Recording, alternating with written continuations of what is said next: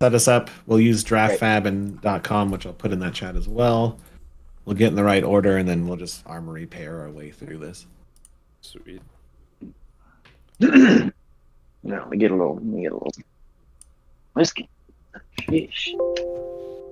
A gem is a lot better with like a single 8-man pod compared to like you go to an armory and there's like 2 pods and then you're getting paired like across pods and stuff. And it's like what major event were we at where there was like a table of like 20 people because Gem just shoved all of the randos in the end? it was 11. It was the RTN. Yeah, Yeah. we were the same one, right? Yeah, it was 11. And yeah, the Gigapod. Yeah, you were there too. yeah, there were like 3 pods of 8 and then 1 pod of 11. Yeah. I mean, that's what Gem tries to do. It tries to make as many functional pods and then just self-destructs one pod for the cause. for the cause. All right, everyone be silent. I'm trying to get that crisp beer can opening, except I can't open the tab. Jesus, 1 second. Here we go. Did you hear that? Did it come through? No. I heard a keyboard. Dang it! Here, I'll do it. Want me to do it for you? Yeah, you do it. You do it. I think I'm noise gated. There you go. Did it? Oh, am I noise gated too? I didn't hear that either. Yeah, All right, let's just all open another beer. everyone's equipment's too good. Everyone's equipment's too good. I know. Mine's a bottle, so I can't do it at all. Yeah. What I get for investing in sound dampening technology. This Yeah, is no a doubt. hazy IPA. It's very good. Mine's a porter. Yeah, also very good. Cheers. Who's playing again? Do we want a round table and just introduce yourselves real quick for people in the chat? Yeah. I'll go first. It's Mansant. Ethan, my stream. Hello, everyone. What's the Discord order? We've got Justin above me. Go ahead. I think Justin's getting a beer. What? Oh. Beer? No, I got coffee, man. Oh. I don't know what to say. I'm Justin. I'm on Team Foundry. I put out some content here and there, but not recently. But I'm just I'm chilling. I'm friends with God, your name, Nathan.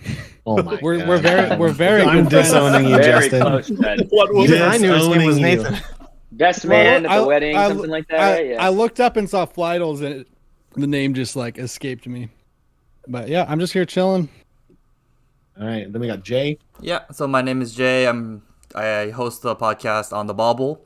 I do that with Yuki Lee Bender. So you guys talked about about her for quite a bit now. Yuki's Lexi list. We're gonna post up that deck list like probably tomorrow once I finish editing the pod for this week. But yeah, it'll be out there. Big fan. I'm Big fan of the pod. yeah. Oh, definitely. No, thank you. I'm Nathan. Savage Lands News, Reinar player. Brute, sad player. That's about it. All the hope of people playing Brute in the Pro Tour are in this chat right now, and I think we both aren't. So there goes that. I mean, it works out. Every time I play Reinar and I get crushed on the internet right before a tournament, I do pretty well. So let's just keep getting crushed, Right. Hi, I'm Punkage, also known as Ethnic Smoke on YouTube. I do like analysis videos, like replay analysis videos. Yeah, also a friend of Nathan. We meet up in like Portland and stuff. Yeah. Hey, you were my friend first. What the hell? I actually I think I knew Nathan before I knew you. Oh, okay, never mind. Caught in 4K. Oh my god. But Oh, I was embarrassing. first, right? Yeah, you were first because the freaking finals. Yes, I remember that. Oh my god, I'm the outsider here. I'll peace out, guys. Yeah, this is the Pacific Northwest. True. Yeah. All right, hey folks, Andrew from Dice Commander here. Thanks for having me on. Yeah. Thanks for coming, man. Also, great channel plug. Boom. Plug Dice Commando on YouTube. The most articulate, most eloquent person on YouTube. But then you admitted one time that it was scripted, and then you went off book, and it was still perfect. So, honestly, just props. We did it. I'm Clay. I top-aided Canadian Nationals once and did nothing ever again. And now I just write occasionally for Wraith Times. I guess I played Reinar and now I'm playing Katsu. You sell yourself short. Clay is one of the best Reinar players in the world, in my opinion. Hell yeah. What is up? My name is Sam. I am also just recently started a YouTube channel with a couple of my friends called Three Floating. I've done some stuff with Ethan as well, and I won an armory once, and I 3-0'd one draft over the weekend in Chicago. So I'm feeling pretty good. Legend. Well, that's better than me. I haven't 3-0'd a draft pod yet, so. I'm the king at 2-1 on Dromai, which is not possible in this draft, so There you go. I'm a little worried. Ask Yuanji about it. We had to get round one. Oh, yeah. All right. Justin, did everybody sign up? Yeah, I got 8 players in here. All right. You want to kick off the draft so you can organize it? I always make you do all the work. I'm so sorry. Yeah, that's great. Does anybody know an actual way, like how to organize players for a draft on Gem? I did it last time I sat us at tables and then we organized draft fab in that way. Is there like a button to do draft pods? There should be a button that says, like print draft seedings or something like that on the Gem thing. So what you can do, Justin, if you're in Gem, go ahead and pair round 1. Okay. And then once round 1 is paired, you'll see below that Print. you can do pods. Okay, cool. Got it. Thank you. Helps having experts in the chat. Okay, yeah, I got the seedings. Perfect. It should work well with only 8 of us, right? You'd hope. Yeah. It's just 1 through 8, pod 1. Something would be devastatingly wrong if it didn't work. Yeah, I hope Gem doesn't blow up on you, right? Number of packs 3, picks per pack 1. Hey, we make best in the chat. Boom. Pleasure. Oh, yo. Pleasure having y'all. Shout out to them, man. They are fucking legends. All right. I mean, whoa, Posted. they're called We Make Best, but I heard of this channel called Three Floating, this up and coming channel. I'm pretty sure they make best now. Ooh. Oof. Damn, you trying to start something? You trying to start something? Maybe some Twitter drama. Let's go. No, I love their videos. I love them. No, they are absolutely fantastic. I need a new spicy list to play though. The Royal Riptide wasn't doing it for me. Ooh, Talk to Aiden about the Riptide. He's I have an working it. interesting Riptide deck. Missing 2 in the link in general. Missing 2 players. Oh Oop, shoot, that's It one was of them in is the me. chat. One of them is me. There we Boom, go. boom. Boom. All right, what's the order? Okay, number 1 is Ethan. Ethan. All the way at the freaking bottom of Oh, you can move them around. That's spiffy. There you go. Ethan. Number 2, Nathan. Me. You Got good? it. Yep. Number 3, Clay. Clay. Done. I'm 4. Done. Subasa 5. Yeah, that's me, Jay. Jay. Oh, okay. Sam 6. Sam 6. Sweet. Pankaj 7. Pankaj 7. And Andrew 8. Yep. Wait, we don't, do you guys want to have it so you can just see the cards the whole time so we don't have to memorize them from a computer screen? Okay.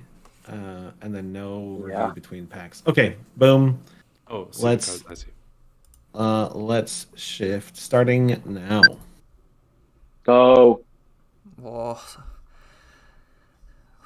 Pictures load, please. Oh no. All right, well. My pack is fucking goated. That's good because mine is not, so. You think we'll get one of those God boxes? I 17 legendaries in it? actually got the draft one of those. No It was- way. It was amazing. It does change the dynamic when everybody is passing. Oh, we're live. legendaries Oh, around the whoops. table. Sorry, Yeah. 1 second. I was looking at chat. What's the timer? Is that a timer? I don't think I didn't really set timers or. Okay. This I'll let is you- so overstimulating. I have chat, you Yeah. guys. My cat, a beer. Oh Lord. Alright. I think I'm. Yeah, I'm gonna mute myself and talk on stream. Oh, that makes sense. Okay. Okay. Sounds good. So, pack 1, pick 1. Looks like we have just the Lock key it in. cards that we have here. It's going to be Bonds of Ancestry, Prowl for Arachne, Spire Sniping for Azalea is a 3 card that's really standing out to me. Wander with Purpose, not that good. Withering Shot, I'm pretty premium in the Ranger decks, but I think I don't really want to get into it with that. I think I'm going to try picking Bonds of Ancestry first, and if Ninja's open, I'm going to move right into it, and if it's not, I'm probably going to default to some kind of Azuri list. But let's start with the Bonds.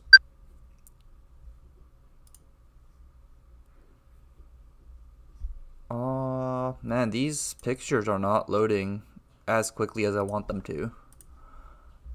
But second Red Prowl, that's something that's interesting to be passing, honestly. Other than that, yellow Be Like Water or 1-2 Punch is like the most interesting cards for the Ninja decks. Actually, Spinning Wheel Kick's also a very interesting card that's going to be very powerful. 1 for 3 Go Again is actually not that bad in this deck. This is interesting though. Threadbare Tunic is pretty powerful in Ninja as well. It enables some interesting Bonds of Ancestry lines. But I think equipment in this set's not that good, so I'm going to pass up on the Tunic for now, and I'm going to pick up this Spinning Wheel Kick first. I think the Be Like Waters I can find later. Spinning Wheel Kick's not really that replaceable.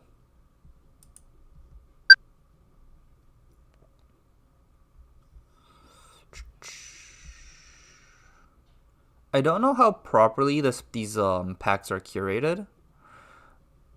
I know it has 1 foil, 1 rare for sure. But I don't know if it has the proper number of Assassin Ninja cards and things like that. Lace with Blood, really powerful Ranger card. Spire Sniping as well. Ravenous Rabble. It might look like to me that Ranger might be open here, but nothing really insane for Ninja here. Backheel Kick blue is nice, honestly. It's just the blue strip 3 block Ninja card. If I'm forcing Ninja, that probably would be the pick here. The highest upside pick here is Lace with Blood Rot, so might end up just picking that instead.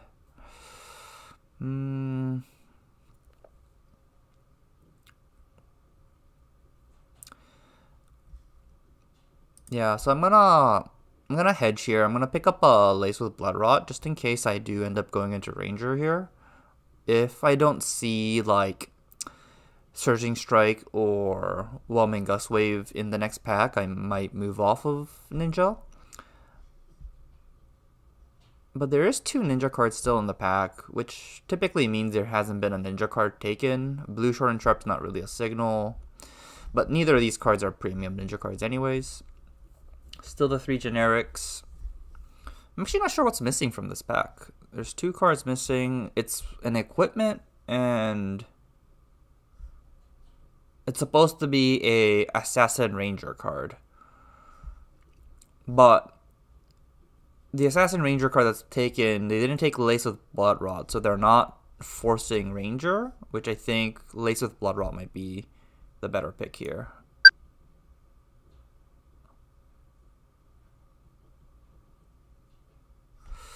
My god, these images need to load a little bit faster. Blue Head Jab, not that good in Ninja. So from what I can see, Ninja's not really open, or just the cards aren't getting opened, at least the ones that I want. Virulent Touch Red is a very good Ranger card. Infecting Shot Yellow is definitely okay. I think I'm just gonna pick up the Touch. It's a little bit more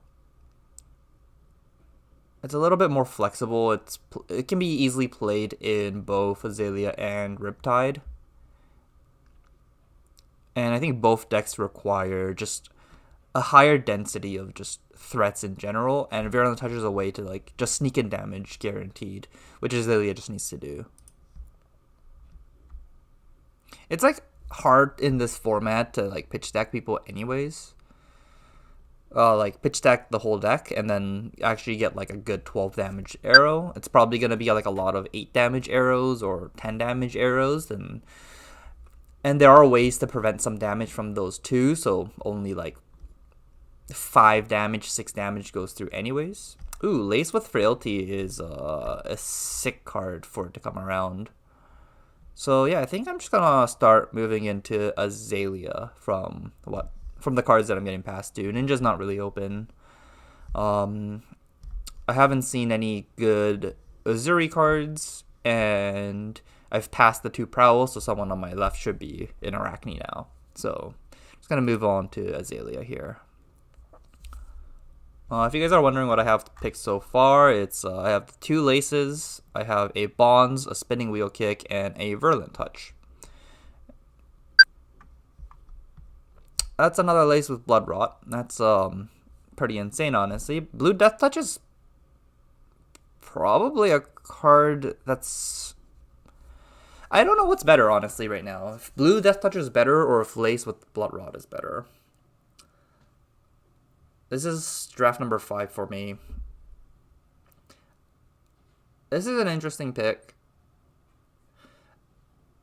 I'm going to go with the Lace with Blood Rot first. I don't want to accidentally send like a Ranger is open signal here to my left and get cut from Ranger cards. So I'm going to pick up the Lace with Blood Rot first and just make sure I have that number of pumps that pumps my good arrows. So let's just pick the Lace first.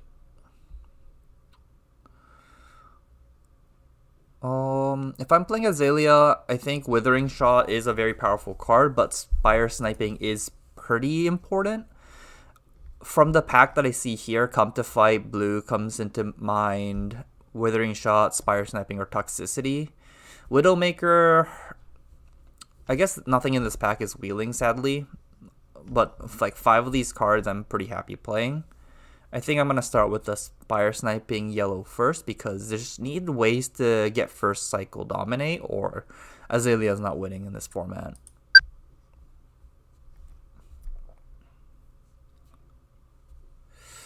Wow, blue Bonds of Ancestry getting passed up here. That's insane. There's a blue Infecting Shot. There's a Mask of Malicious, where this is just a Ranger head equipment. There's actually 2 Ranger head equipments to just block for 1, and they basically do nothing else. This is actually a worse version of the Ranger only head equipment. From what I can see, Ranger's not getting drafted. I think I'm going to get the headpiece later anyways. I'm not going to pick this card.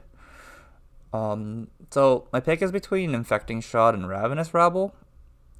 Ravenous Rabble is really good with Azalea just being able to look at the top card of the deck. Infecting Shot is just a solid arrow. And I'll start with the Rabble because I think you just need first cycle dominate more than anything else. So Wayfinder's Crest is the card I'm most talking about. I do really want it, but I think red Spire Sniping is a little bit more important in this format. So I'm going to pick that first. In this pack, I think it's just going to be an easy blue fetch. Sedation Shot's sweet, but honestly, it's probably the worst arrow out of the cycle of Frailty, Blood Rot, and Inertia. Inertia is like the most unplayable one in the draft format, so I'm not going to do it. Just going to go with the blue fetch and blue tail. Seeker's Gillet's a chess piece. That's the generic. This is the worst chess piece you can, or the worst Seeker's one you can get, just because it's a chess piece and you'd rather have Threadbare or Silken Gi more. Widowmaker is probably just the easy blue card. Fletcher Yellowtail, solid pump. I'm just gonna pick it. Falcon Wing is okay, but I am not a fan of that card that much.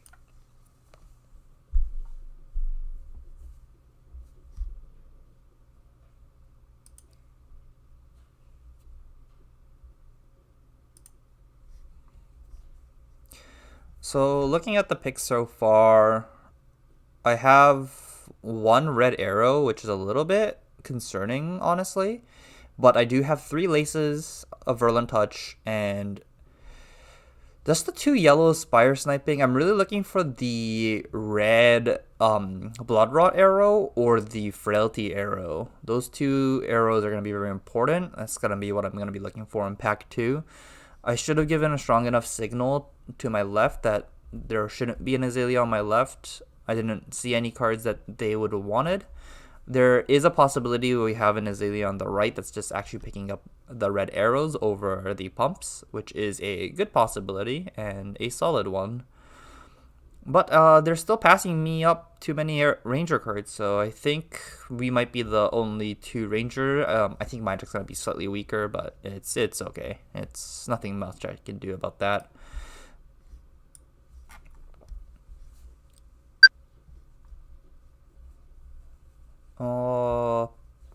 Yellow Peace of Mind is not a card I am looking to play almost ever. I think just the blue Falcon Wing is fine. It's like, you can still attack with it as your last attack for 0 for 1. It's something. It blocks for 3. I don't know why these packs are like this, but we got 14 cards and we're gonna move on to pack 2. I don't know why we had 3 packs in one of the packs. It was weird.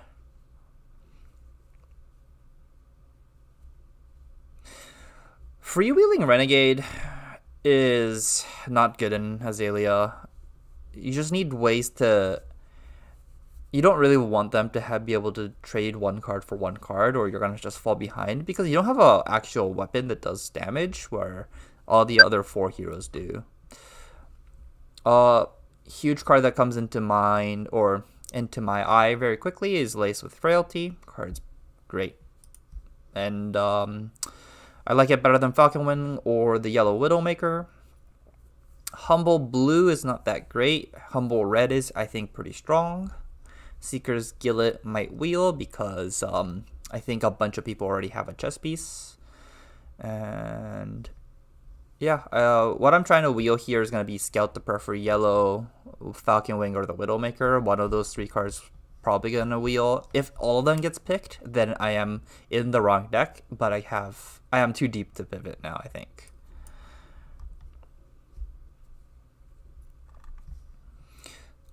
So this deck has 4 laces so far.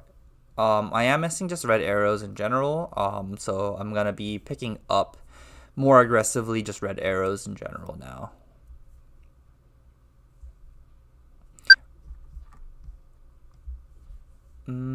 Unfortunately, red arrows did not get opened. We got a blue Falcon Wing and a Skybound Shot. We have a Scale Peeler, which I don't think is that good, and Seeker's Mitts. I think I'm just gonna pick a blue Come to Fight. It's the most consistent card here. Blue Falcon Wing is not that great. At least the Come to Fight gives +1. Actually, I am a little bit low on the arrow count. I think I'm just gonna pick the Skybound Shot first. It's a little bit unfortunate that the Come to Fight I don't get to pick, but it's fine. I think I just need more arrows right now, so I need to pick them up. Murkmire Grapnel. Yeah, Grapnel, red arrow. It's 0 for 4. It's not really much else I like here. Yellow Rabble is okay, but I think I'm just need the arrow count first. So let's just pick up the red arrows. Oh yeah. I'm really looking for just the 1-cost Frailty arrow or the Blood Rod arrow, and it's gonna be tough.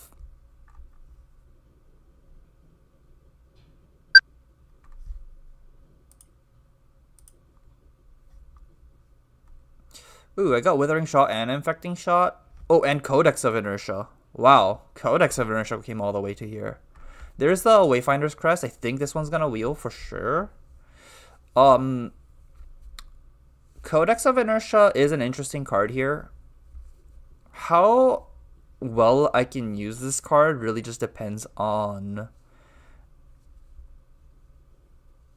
Codex of Inertia is an interesting card in Azalea. you need to have enough zero cost cards.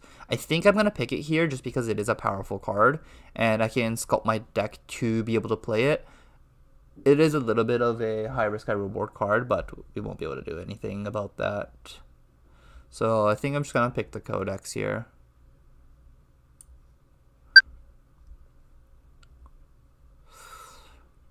Nothing in this pack is that good. We have Boulder Trap as the Ranger defense reaction. We have Seeker's Leggings, which is an interesting card, honestly. It does let you opt 1, Blood Rot Trap, blocks for 3 as a defense reaction. Boulder Trap says when this defends an attack greater than its base, then you can put a -1 counter on equipment. There's not that many blocking equipment, so it's not actually that great.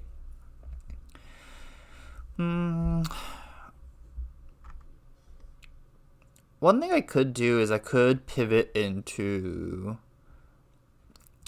Riptide here, where I can try and get as many like just zero cost cards as possible and go pretty aggressive if possible. But this pick is quite difficult, honestly. I think just for Seeker's Legging is a cool card, but I'm going to pick up the Boulder Trap here first. It's just the yellow defense reaction that blocks for 3, and its condition isn't too difficult. But there isn't any red arrows being opened, which is a very sad. It's a very sad thing that's happening. Blue Death Touch is a sweet card, so I'm going to pick that up.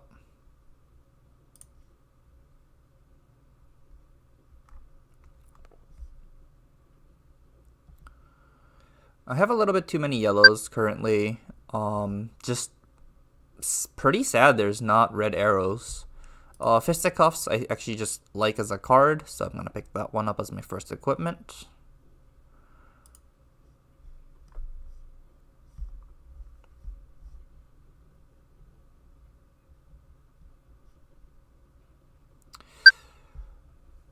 Withering Shot yellow is acceptable. I am just looking for red arrows. It's didn't get open in this pack too. It just every pack should have about two arrows in it, just on average, and they're all been yellow, yellow, yellow, blue, blue, blue. It's a little bit unfortunate. I need arrows, so Widowmaker makes it. Falcon Wing is a 3-block blue card, which makes the deck.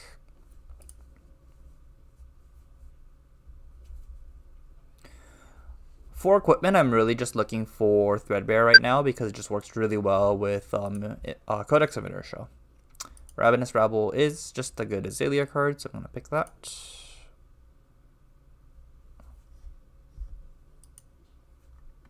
If the button works.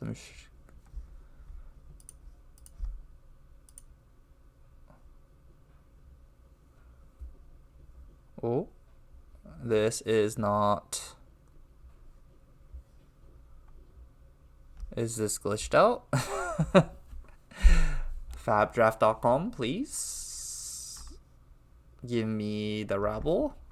I would appreciate the rabble here.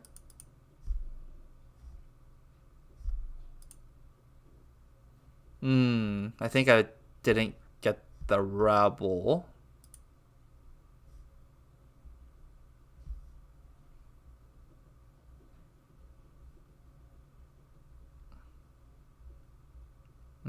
Yeah. I think it didn't let me pick a card. This is very unfortunate. I'm debating on if I want to refresh the page or not. But we will see.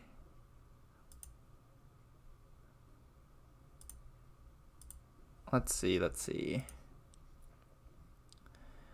I am going to refresh the page real quickly and hope this doesn't break the thing. Oh, Okay, I'm back to this pick. Okay, there we go. Withering Shot or Infecting Shot. Actually, my deck is low on threats. I'm gonna pick the Infecting Shot. I think Withering Shot is just on rate better. It's just more impactful in the game, but I need a way to win the game. So I'm just gonna be picking up the yellow arrows over anything else right now, because I can't find red arrows. They just don't exist in the draft.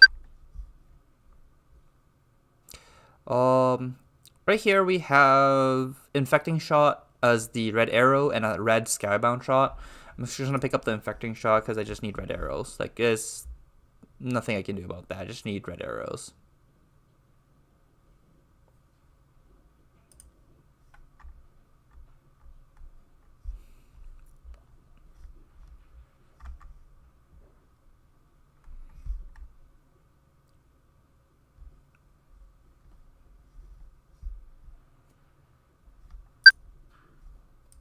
Red Spire Sniping is just a red arrow. Oh, Death Touch Yellow is in this pack.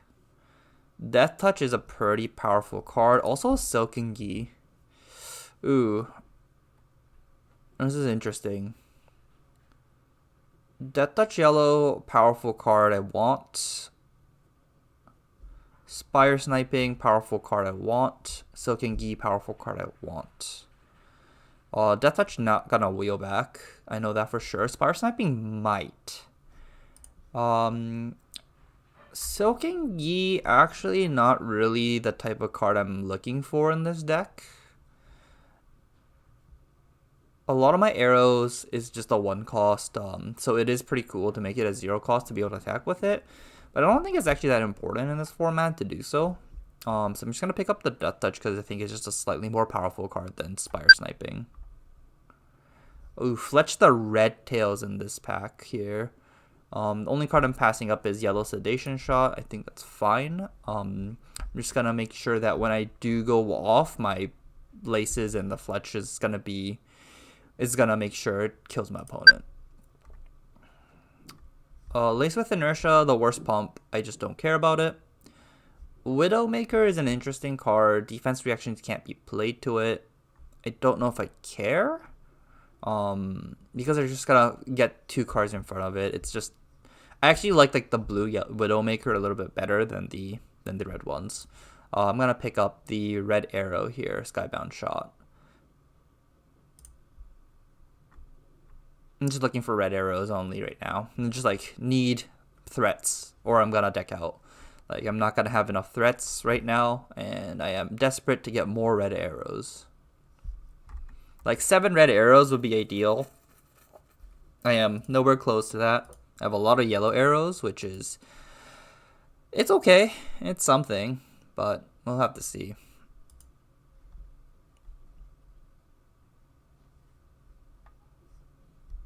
It's a little slow. I don't know if this is just the other guys waiting for a pick, or if it's Draft Fab that's being slow. I'm assuming it's just Draft Fab that's being slow. Down and Dirty is just a solid card. I actually really like this card. Not that good in Ranger. I'm gonna pick up the Spire Sniping first. I just don't care about the Wayfinder's Crest at this point. I need to make sure I have the threats. Ravenous Rabble Red, also great in this deck. I'm just gonna attack for 3 a lot because I have so many yellows. So I'm just gonna pick up Spire Sniping first. Make sure my first cycle is playable. Of these cards, Withering Shot Yellow is interesting. Infecting Shot Blue is also interesting. Infecting Shot Blue, I do need to make sure it fires for 4. But it is a good arrow to hit at the very end game because it gives the Blood Rot Pox token, which is hard to stop. This is interesting. I think Infecting Shot Blue is the pick here. I may be wrong here. Maybe the yellow Withering Shot might be better, but I'm just going to go with my gut.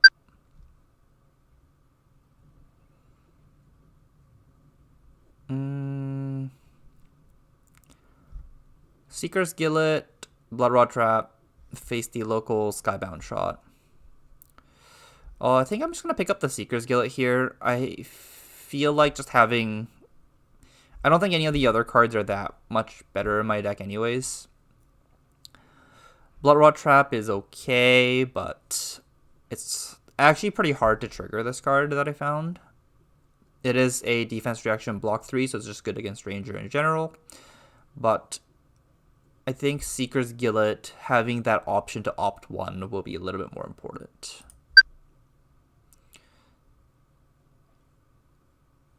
I'm just going to pick up the Withering Shot Yellow. Toxicity Yellow is also interesting. It actually works really well in the late game to just kill your opponent to close out a game. That might be better to try and find like a 4-point dominate arrow and leak 5 damage through with toxicity. That's not bad. This is interesting. I think I actually picked up just enough red arrows for this deck to be functional. Let's just go with the toxicity and go for the higher pumps. Skybound Shot Wheeling is great. It's just a red arrow. You can give it dominate, give it +1 with the crow's nest, I think it's called, with the aim counter. So should be good. Should be good. Spire Snipe. Ooh, Soaking Gi. Soaking Gi is sweet, but I think I need the Spire Sniping for first cycle more. Yeah, 3 red sniping is pretty sick. I like Virulent Touch. I think I said it earlier in the draft. It leaks damage, and that's exactly what you need to do in Ranger to be able to win. So you can go like block 4/9, Arsenal, Virulent Touch. Next turn, block 4/12, attack 4/3 with Virulent Touch, and actually is a solid. It's like a solid way to leak damage. So I'm gonna pick that.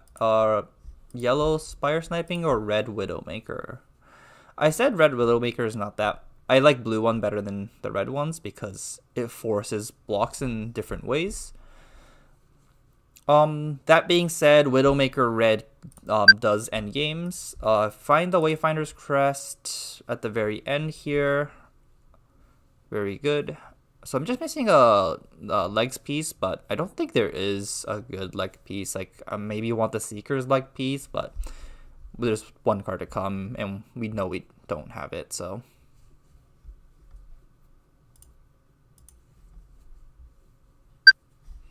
A Freewheeling Renegade might make the deck. I don't know why I get an extra pick, but I get a Skybound Shot.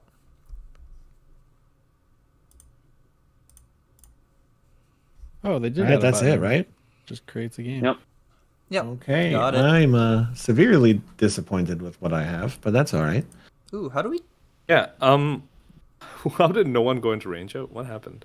I thought it. Yeah, I was about to go. I was open in the first pack, and then I received a pack where all the Ranger cards were gone, and I was like, oh, I guess I was just misreading the room, so I didn't do it, and then it flipped back open later. How do you move stuff into the sideboard, or is that something you can do here? Do you guys know? You can just click the Export the Fabrary button, and then once you're in Fabrary, you can add in your tokens and your weapons. If you're a Ranger, remember to add in your quiver, and then... Got it. Yeah. You can also click the cards down below there, and it'll separate them out. You should just add them to the sideboard. What's it? When I click export to Fab, it doesn't. I don't know how to make it actually a deck or Fabrary. You need to choose a hero, I think. Oh, I had that problem too. Yeah, you have to overwrite to. Yeah, I don't know. There's like an overwrite button. Hero override. Oh, you have to actually. Oh, I see. You have to actually pick it. Okay. Yeah. It just. How do we put the hero name here? Actually, that's there. cool. On the players list, Clay, Justin. Oh, whoops! I am not actually a Zuri. I just click. So there's a button to add tokens, and then I clicked on the hero token on the right side where it says junk. Oh, I didn't even see that. That's cool. There we go. Like this. Oh, that's so cool. All right, everyone. You fed me the best deck I've ever seen. I love you all. This is good content. You're all you paid like the only actors, right? Well, probably. It definitely didn't feel like there were any others. I thought there's maybe an Azalea because some pumps started disappearing. But we definitely like where we ended up. Tell you what. Yeah, I bet. Tell you what. Jeez. It's not just roasting the Oh, yeah. glasses. It's not just the beer talking. Okay. We are genuinely happy. So, added the tokens, the quiver. Let's play. I'm ready. All right, what are our pairings, Justin? Oh man, I'm so far behind on the building deck thing. I'm still Oh, don't struggling, worry. folks. Sorry. Take your time. Take your time. It's all good. So I imported it, and it says import preview, and I can't figure out what to do after that. Let me go do it again. There should be just a drop down export that chooses a hero, and you can just choose a hero that you want to be on. Oh, and then I get it. Yeah, and I then get you it. just click the create, and it'll pop the hero in. You just need to add your token, weapon, and Got it. yeah, your Got it. two Thank you. whatever's. Yeah. I'll go ahead and add in a whole bunch of WTR cards here. Yeah, I'm adding my mask momentum as we speak.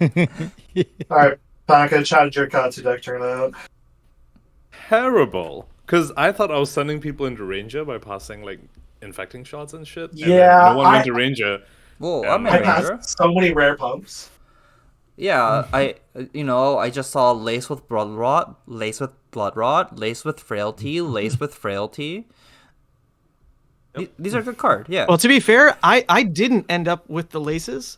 I was for sure certain that there was an Azalea on the table because they were disappearing. So we went with Riptide. And I'm very happy with starting to draft that way. Oh my I god. love Riptide. Riptide. So Oh my god. And I wanted to be This on is shout out to We Tatsu. Make Best in the chat. I dissed on Crown Riptide, and here we are. There was like a pick 6 red surging strike. It was like, yes, like runway's clear. And then it got pretty dystopic after that. I started pulling Benji about like just after the halfway mark of pack 1. Is it looked like I wanted Azuri. I was drafting generic attacks that were pretty good. And then it looked like people were going to go Assassin, and I typically think Assassin's pretty highly contested because it's so good. So I just committed to the trying I out just got too many. Benji. I stayed. Too many good assassin cards for me. I was like, all right, Yeah, I'll do it. I stayed generic, and then Ranger / Assassin cards, and then I went Assassin. Package. I like how you all had real choices to make. I literally got fed the best Riptide deck you've ever seen. It was so good, someone donated $15. That doesn't even happen on the streams where I'm like winning. Solid. Oh man, Dude, they paid my entry for tonight. 3 packs. There you go. All right. oh yeah. Are It's we gonna be awkward when you drop that first game, Ethan. Oh, I put in the description I'm 03. I did. So I'm ready for both ends of the stick. Let's see. Gonna be a little awkward. No, just kidding. My deck sucks, so I'm prepared Terrible. mentally and physically. I might just run. I mean, I took one card out, but the rest are playable, so I might just run it. All right, pile time. We'll keep the notes down, everybody. It's fatigue. Coming No. from It's just, fatigue. like, they're just good cards. They're just good cards. Shit. What do you want me to do? All Are we right. ready for game stuff? How does that work? Yeah. What's the pairing? Oh, okay.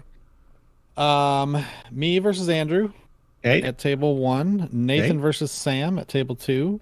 Clay Alright. versus Pankaj at table 3. And Ethan versus Subasa at table 4. All right. I'll meet you at table 2. Okay. Yes, sir. I'll send the invite link 1 second. Yep.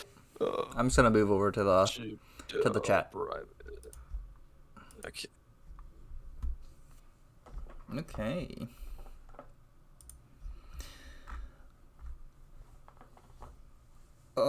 Deck is so. All right. Hey, Jay. Let me send you the link. Yeah, that'd be great. Is it Jay? Yeah, you can just Is call that- me Jay. The name? Okay. The on the what is it called? On Gem or Fab TCG, it's Tsubasa. That's my first legal name. And yeah, But we can just call you the better half of Techlo Foundry, right? no, I'm from On the Bubble. Wrong one. Oh, on the bubble. Oh shoot, never mind. Yeah. Did you get the invite link, Yes, I or did. did it not work? I Okay, clicked cool. on it. Join game. I need to get a deck, so I need to make a deck link. This is this. Copy and paste and submit. Okay, perfect. Ah, yes, the Azalea. Okay, beautiful. I figured if there was another Ranger, it was Azalea, and they were exactly opposite from me because of how the picks shook out. So Yeah. I'm just this is that. It was pretty sad though. Like pack 2, the arrows were so bad. Really, I mean, I'm kind of in like a pile situation because everything just seemed, at the end of the day, like no matter the color of arrow, if it blocks 3, you just start taking it. Then I realized, hold on, there's other parts of a game plan, and somehow I was rewarded. Like all of pack 1 was just arrows, and then we got like all the pumps we wanted. Like the deck just came together. I'm very happy with it, but I'm about to get trounced probably. So here we go. Let's see. Do I side anything out? Probably this card sucks. Just make sure you don't accidentally put in cards that are not legal in your deck. Yeah, I just straight removed them in the Talishar. Oh, that's smart. That's smart. Window just to make sure. I totally rare drafted that foil scale peeler, and then I deleted it out of the deck. Yeah, foil scale peeler hard to come by. That's so I opened just one case, and I got multiples of every dagger, and then 0 Orbitoclast. I don't know. It just seems weird. Orbitoclast, I mean, I need to pick it up. I don't think it's expensive. Yeah, I don't think any of the like you cards don't run are. 2 scale peeler ever. Ugh. Yeah, I still stand by like the Spider's Bite, just solid, probably the best one. I guess it depends on the matchup you're playing against. Are you gonna go first or second? Oh yeah, true. I picked that. Yeah, I'm teetering on the last 2 cards whether I want, and I think we'll just leave them out. They block too, so screw them. Yeah, so I think I go first just for the dominate type of situation. I'm pretty sure is fine. That's at least what you do in CC. I have no idea about draft. Okay. But just in case you like, spire sniping in a toxicity pumped arrow, yeah, fuck that. Let's go first. That's fair. That's fair. Okay. Well, we got one of the hands we wanted. Interesting. That sounds scary.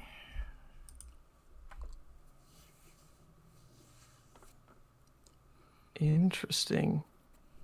All right. Well, this is gonna be awkward because I was trying to like talk to my chat. Do you mind if I don't know. Is it rude? Can I just mute on? Yeah, you can. You can deafen on here. I have a stream going on right now just to make sure I have a video, okay. So I can deafen as well, and we can just talk to our chat or just talk to the video. I don't really have a chat, so I'm just gonna talk on the video anyway. So. Gotcha. I apologize. I don't have a hotkey set up in Discord, so I do just have to mute. Otherwise, this be cleaner. But okay, thank you. Good luck. Good luck. Yeah, good luck.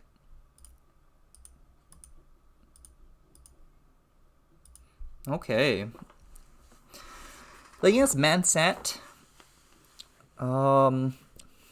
My step 1 is I think I'm just gonna fatigue Riptide. He has 19 health. It's I'm not really going to try and do crazy stuff. I'm gonna just force my opponent to block everything, use up all his hand, and just block with.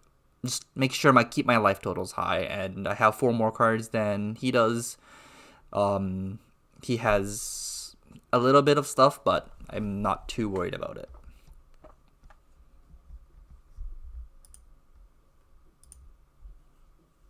Okay. Trying to figure. Okay, he's giving Seek Horizon Go again. Okay, that's good. Riptide Arsenal card. Seek Horizon for 4. I will block it for 4. There's no reason not to. So let's go. This and this. Block 4. Or for 5. He has 3 cards in his hand. Playing Lace.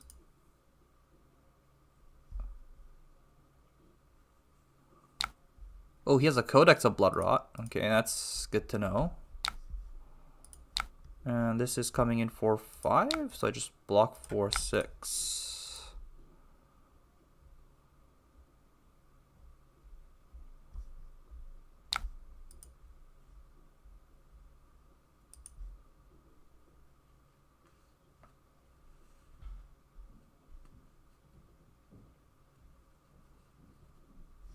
what happened here? He just played Seek Horizon Sedation Shot. Okay, I see. Okay. Okay, so I get to broadcast away the Spire Sniping and see if I get a Dominated Arrow. Let's just pitch yellow and do that. Load. Choose a card to pitch. Choose an instant. No. Choose a card from hand. It's this. I see 2 arrows. I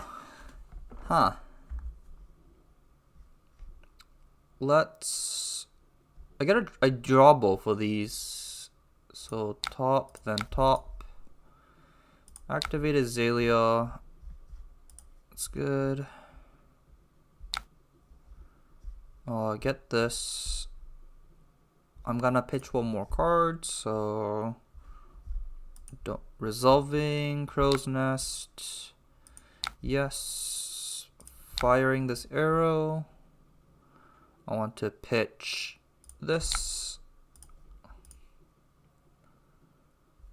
So this is coming in for 5 Dominate. It's gonna be hard to block it. On hit Frailty is pretty strong against Riptide, so this should be a good turn. And I get an Arsenal of Virulent Touch Red, which just guarantees the leak damage.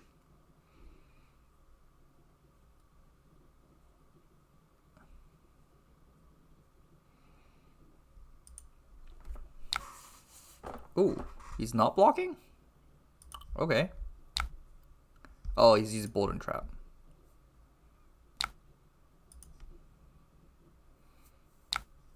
Okay. So he takes 2. That's the 17. I have nothing else to do. Pass. Oh, that's good. Choose an Arsenal. So I have a red Spire Sniping on bottom. I'll put the Yellowtail first.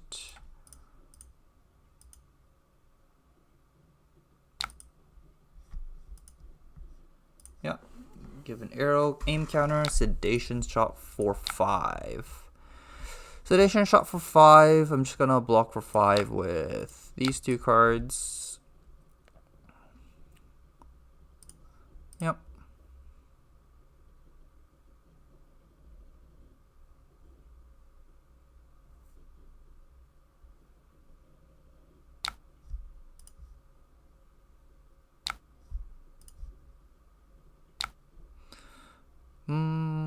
Nothing else I can really do. I'm just going to attack with the Ravenous Rabble first and see what's on top.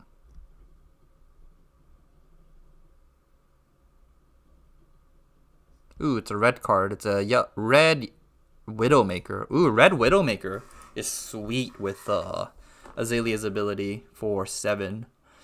And depending on what that Arsenal card is, obviously, if it's a defense reaction, it would suck, but you know what? Then you gotta just do it. Like, red Widowmaker is better than red Touch. I get a pitch Spire Sniping and go in. It's fine.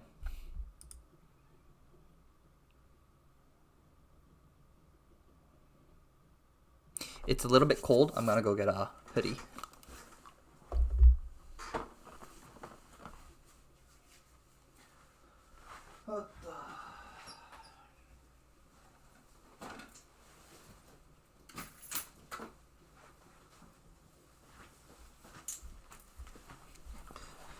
Okay. Okay, good. He's still thinking.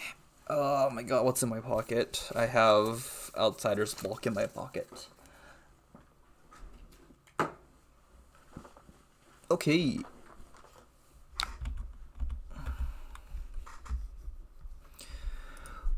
He blocks for 3. It's fine. Choose a reaction. No, don't got any. Activate Azalea. Put the touch to the bottom. Instant, no. It's a little annoying that all of these are instants. Have to say no to the Crow's Nest. And attack with Widowmaker for 7 Dominate. Oh, block for 2. Get 5 through.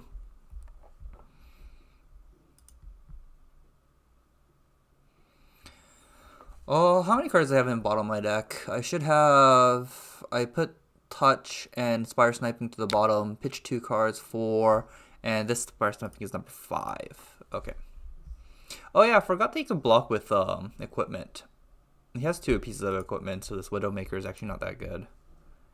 It's fine. I misplayed. Oh yeah, I forgot Widowmaker. You needed to get rid of all the equipment first.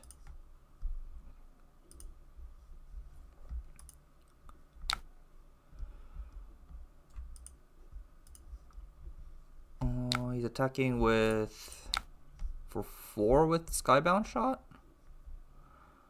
What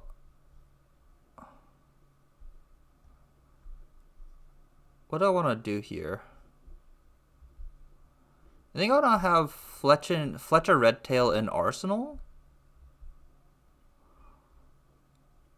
And I'm going to attack with Infecting Shot. So I just block with the... I'm going to block with Spire Sniping here for 3. Pitch this, play the Infecting Shot. I think that's going to be my turn here.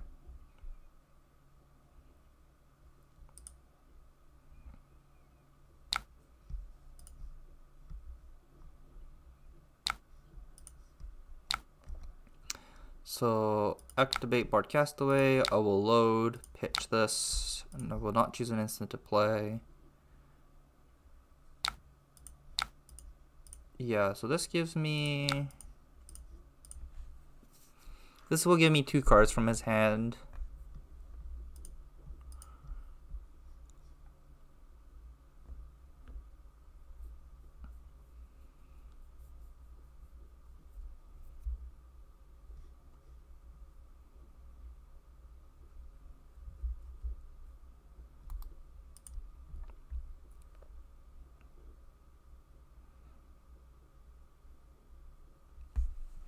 It's really funny. The red arrows actually, like, giving it the aim counter doesn't really do much.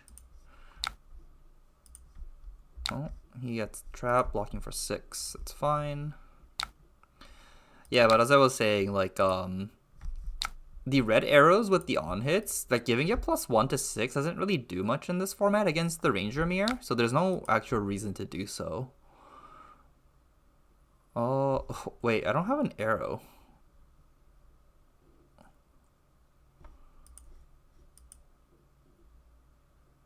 So I need to Azalea this turn. Maybe a block with the Wayfinder Crest to just take a look, make sure it's an arrow. Oh, maybe I'm supposed to Seeker's Gillet here. The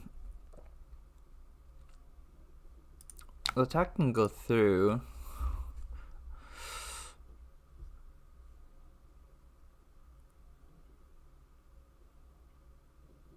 Ooh, this is really rough.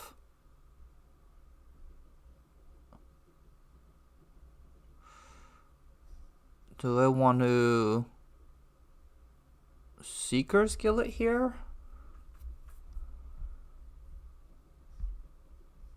0-0-1. So it's 0-0 bottom deck with Azalea. Get an arrow. That's 1 cost. Put a counter. So I just only need 1 card.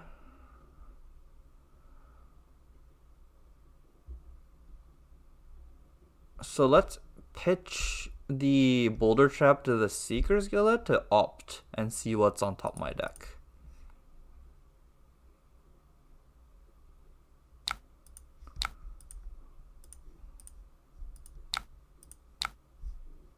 I have to bottom that. It's not an arrow. I just have to blind Azalea and hope I hit something. I think that's my only line here.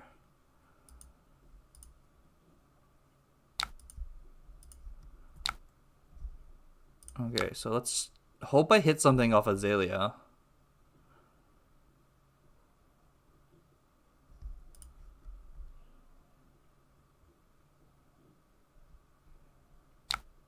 Oh, it's Death Touch. This is not the worst. It's not the best.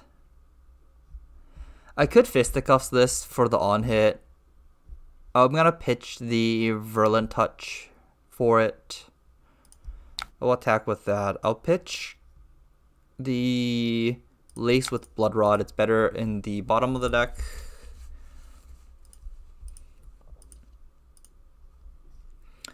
This is just going to be a Fisticuffs turn if he doesn't block 5.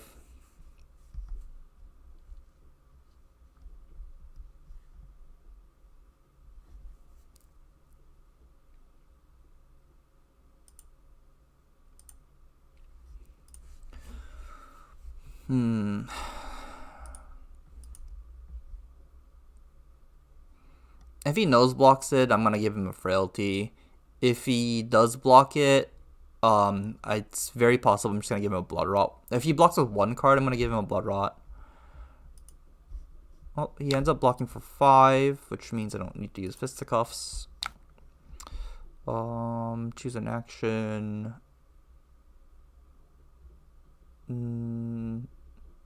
No.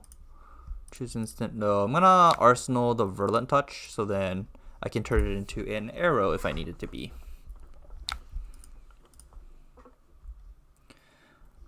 Infecting Shot. This needs to be blocked. So I'm just gonna block it for 3 here, and I'll keep the red arrow, so block for 6.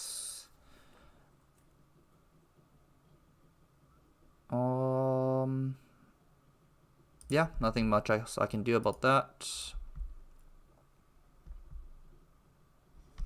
These are quite awkward turns, honestly. Like, this is not ideal in any way, shape, or form.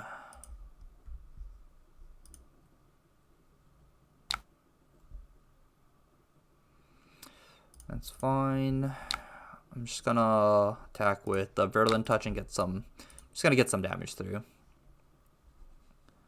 End up Arsenal Spire Sniping red. I'll flip it over with the Bard Castaway and then opt for Azalea's Dominate next turn.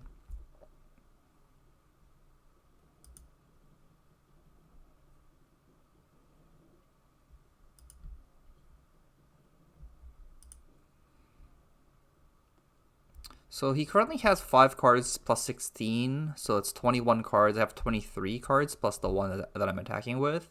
I am up 3 cards on cards. He still have 1 life with Toxic Tips. And 1 resource off the Threadbare Tunic. But yeah, I think step 1, make sure my life total is high. Ooh, he's gonna Peace of Mind this. I am okay with this.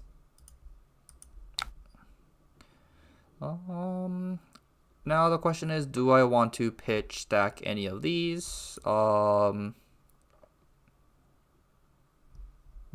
I do not. So end step, Arsenal, draw 3. Ooh, Rabble. Let's see what he flips over. Played Rabble, flipped over Peace of Mind yellow, so it's attacking for 3. It's a pretty easy block with a Widowmaker. I'm gonna be ending up pitching this Infectious Shot. He's gonna be using every card in his hand, so he's probably pitching and shooting this card. That's arrow. My turn ideally is flip over this, play Lace, attack for 9. So that only requires me to have a yellow, which is going to be the Infecting Shot. I'm going to block for 5. If this is a red arrow, I want to block that one for 5. It doesn't have Dominate, so let's just take this 3.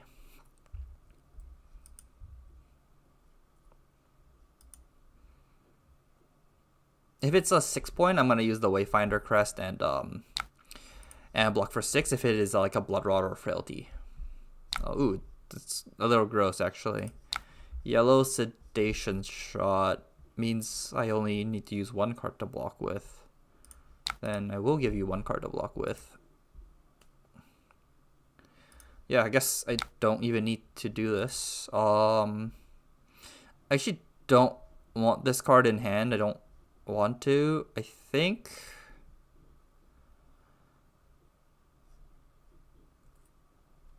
Okay, what I'm going to do here is... Because if I pay 1, flip it up, give you an aim counter, play this, attack with this. It's only a yellow. I guess I just get an Arsenal card.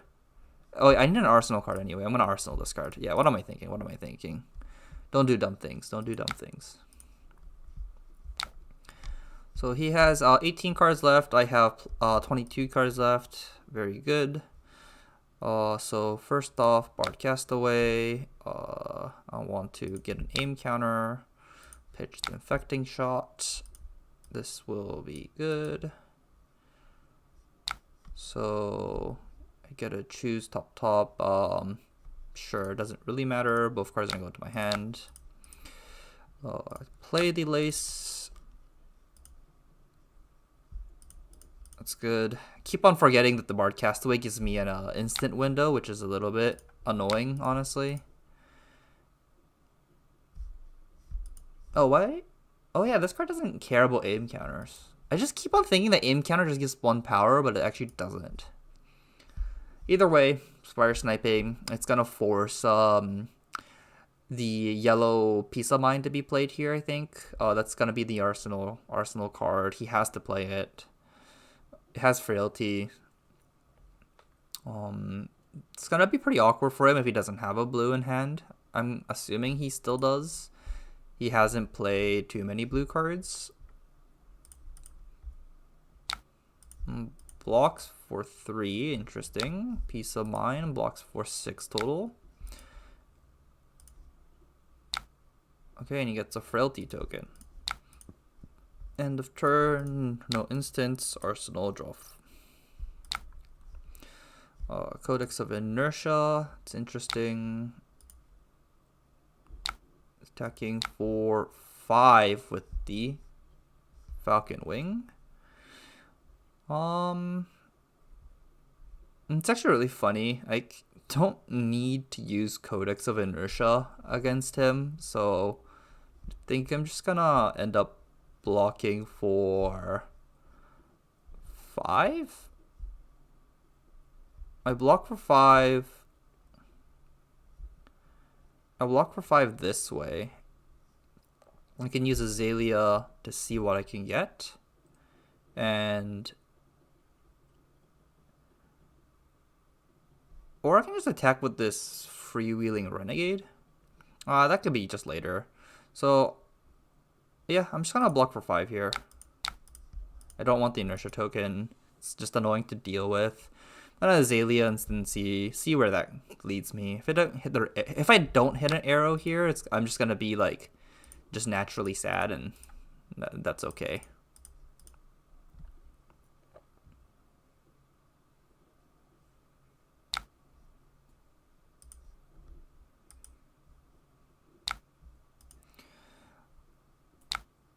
Okay, I'll start with Azalea. No, I don't need to use Bard Castaway.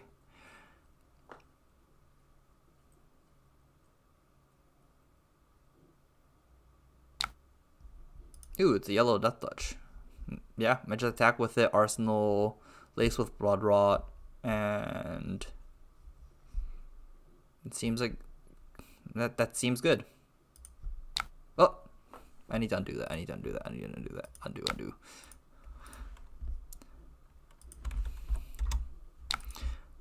Okay, there we go.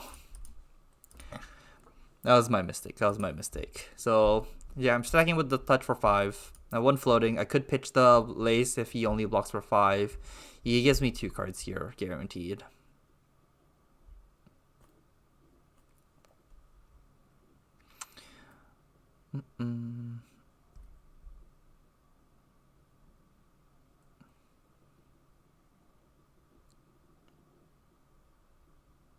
What's really interesting here is I need a way to make sure I have enough damage to be able to kill him.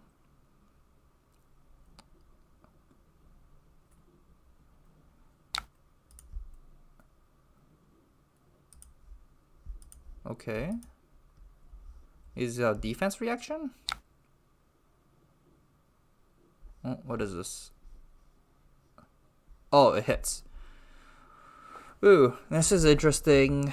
Bloodrot Pox does damage, but he just gets to keep a card. Because basically, he gets to pitch a blue to prevent 2, which I don't actually want. I'm just gonna give him a frailty here. Choose an instant. No, I want an arsenal. The lace.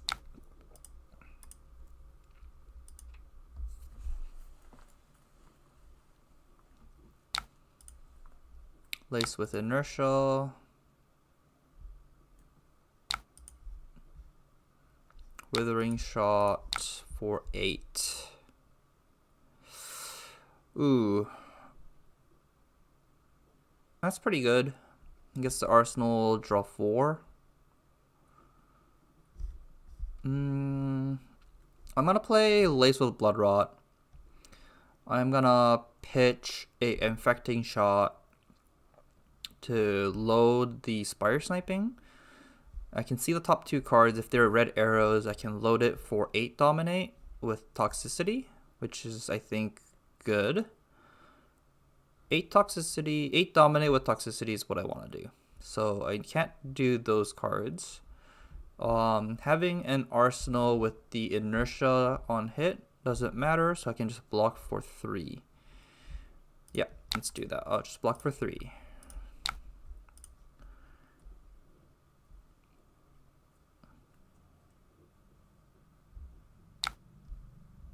That's fine. So he has 11 cards, I have 14. Let's do a big turn here. Play Lace with this. Oh, that's good. Activate Bard. I want to load. Oh, yeah, I keep on doing this. I need to undo that. Okay. So I need to play this. I need to load, pitch, and resolves.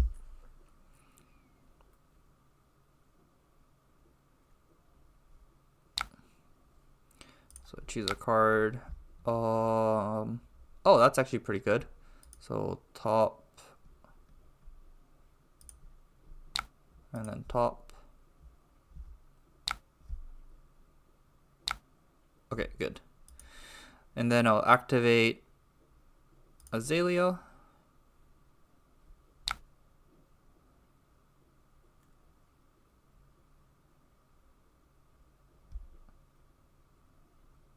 I don't need to use an instant. So this gets +1 with an aim counter. So yes, I will pay the 1. Would you like to pay 1? Yes. Choose an action. I'll play this thing. And then choose an action. Okay, very good. So this attacks for a lot. 7 Dominate can't be prevented, so he can't use Peace of Mind if he has it. Can't brush off. The only thing he can do is block for 3 from hand, block from 3 from arsenal, and use Toxic Tips. If he has that, well played.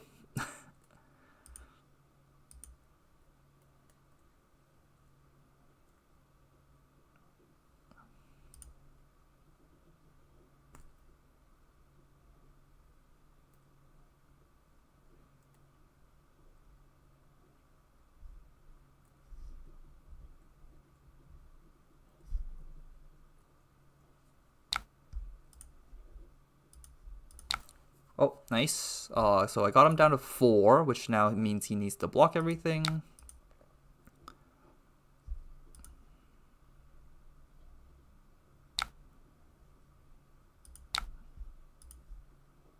Yeah, Frailty goes, Inertia goes. And I see a fair hand.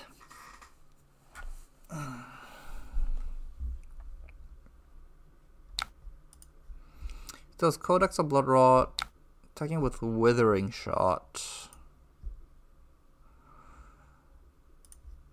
for 6. This is a little bit annoying. He's gonna pay 3 for the Bloodrot Pox. I do need to just make sure I just keep on attacking him for very annoying amounts of damage.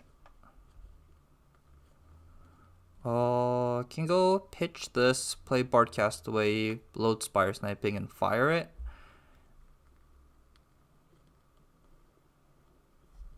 That's for 5. I could also just like block for 6. Block with Spire Sniping, Virulent Touch, Crest. Load and fire Skybound Shot. That doesn't sound too good or appealing at all.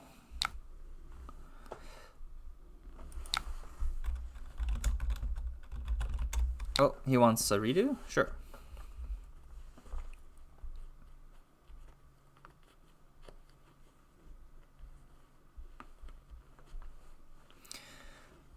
Are you doing something else? Is he gonna give it toxic tips? He might give it toxic tips because he has no other way of maybe using that extra resource in hand or something.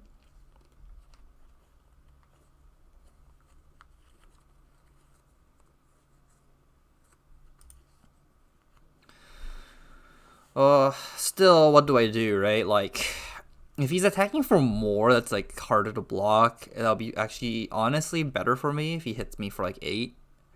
Then I can just like use the 2/6 blocks and the yellow Fletch and block for 8, Arsenal Virulent Touch, and try and attack with touch, force him to block with a card or something.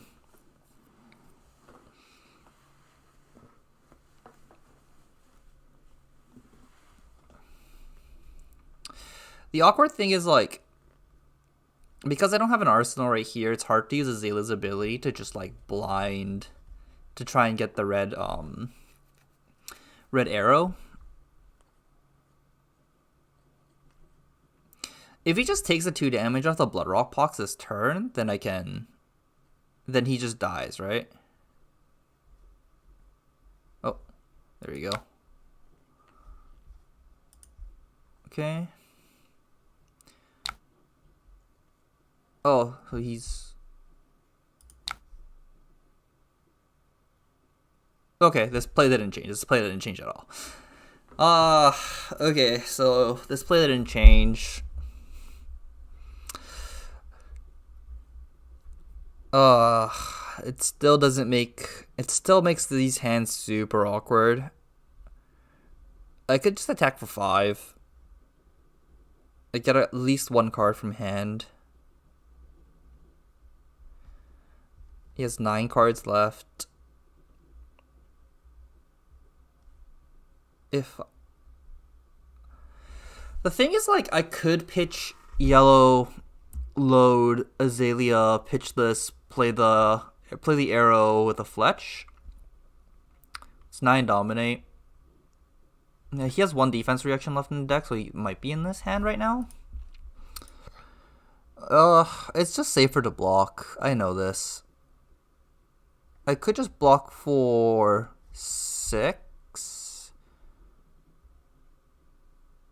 The thing is, I need a yellow and a red. So I can block for 6 with this, and that. And I can fire Spire Sniping. I think that's the play. I think I like that play. So block this, and this for 6.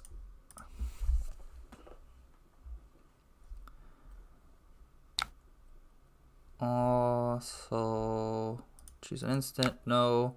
Target my opponent is Sedation Shot yellow. Okay. So he has a Sedation Shot yellow on top of the deck right now. Nothing I need to do here. Choose instant. No.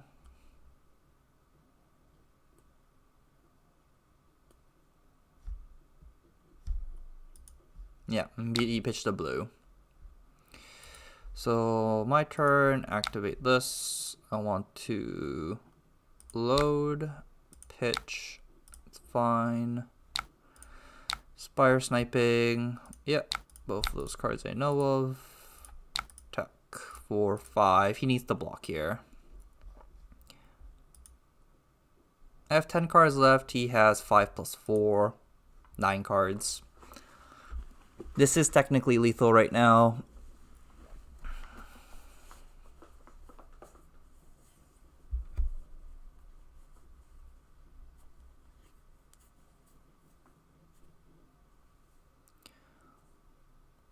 Ugh.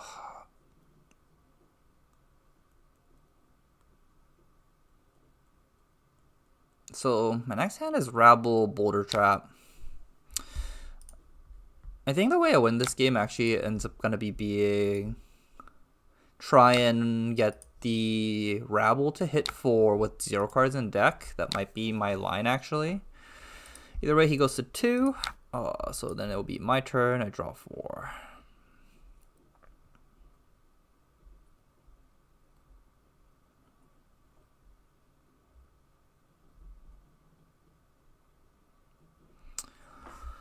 So he gets a 4-card hand, which is quite scary, honestly.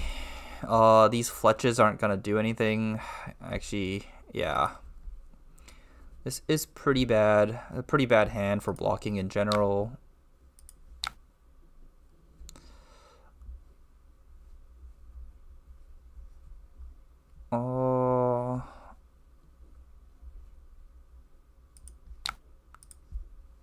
Just gonna block for 2 here.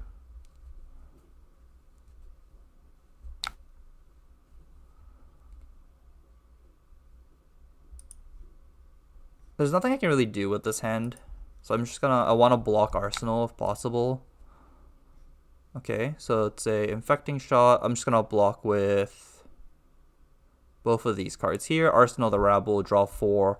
With 2 cards left, I get to use Azalea bottom deck, put the arrow to the top of the deck, or to the Arsenal.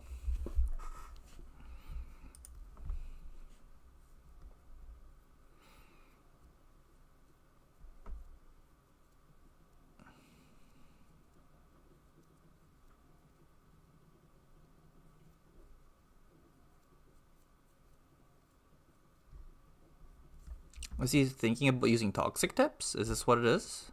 Because he could use the 1 resource to use Toxic Tips, activate Threadbare, and hit with the Infecting Shot. My plan here is to block for 5 anyways, so it doesn't actually matter. This Rabble has to hit for 4 for me to win, I think.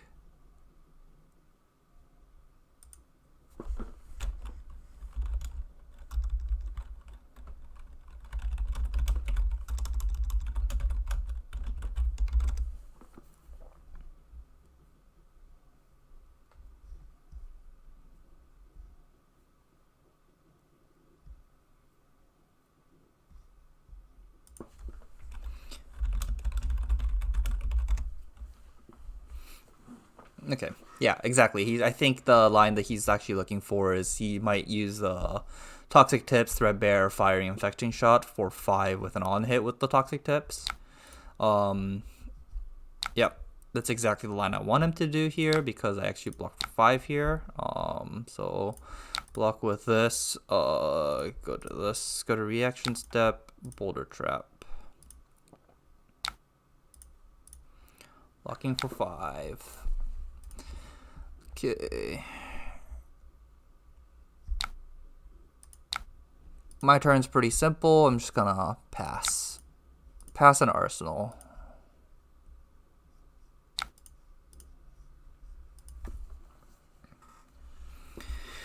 Yep,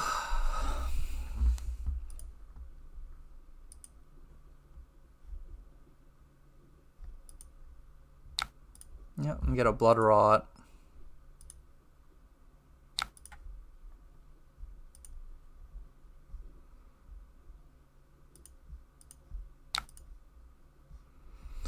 Ooh, that's a gross arrow. Oh, for 5. I'm just gonna block for 5 here, I think. Block for 5, activate Azalea, see what I get.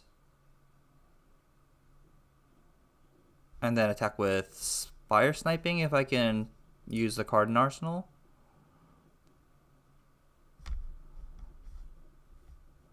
It's a little gross that it's a Blood Rot token. I do wanna...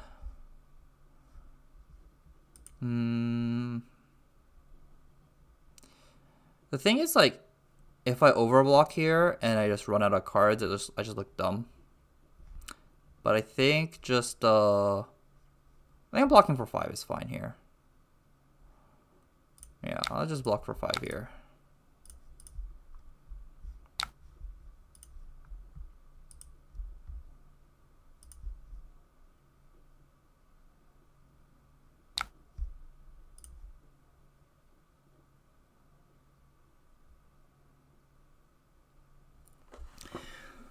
There is a possibility I just want to activate Azalea, pay for Bloodrock Pox. A sick line here is just use Azalea's ability to put the Rabble to the bottom. I pay for Bloodrot Pox, draw 4. Oh no, then I have 5 cards left still. So I do need to somehow use up 1 card here.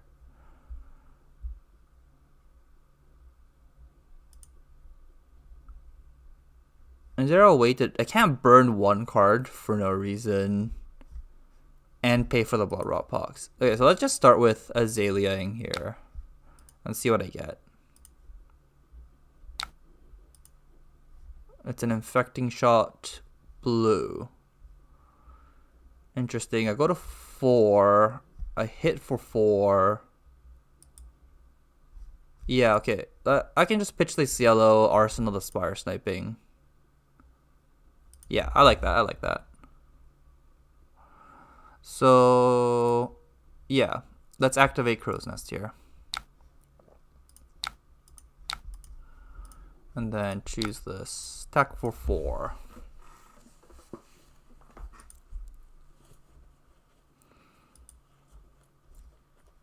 This forces my opponent to use 1 to block for 3.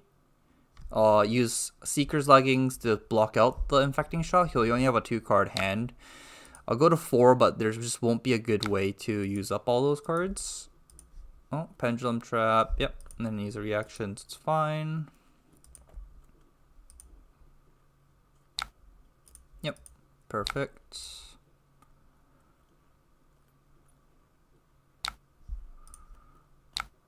Oh, that's okay. Then the question is, do I Arsenal this card? If I Arsenal it, I get to just give it Dominate.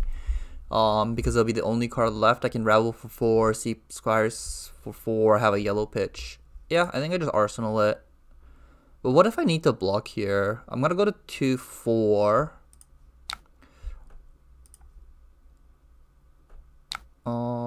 Would you want to pay 3 to avoid taking damage? No, I go to 4. He has 2 cards in hand. It's gonna hit. I do need a 3 block here. Okay, let's just keep it in hand actually, because I have a yellow for sure. I have a yellow Rabble and a yellow card pitch. So just in the off case I do need to block with the Spire Sniping, I don't need to. So let's just draw 4.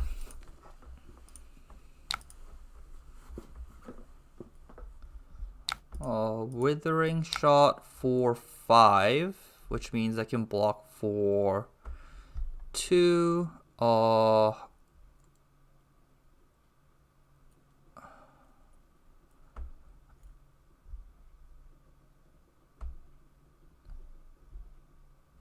I can block for 2, attack for Rabble for 4, go again, pitch, load, shoot.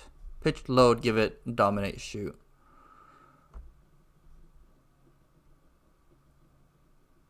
Yeah, just block for this, go to 1.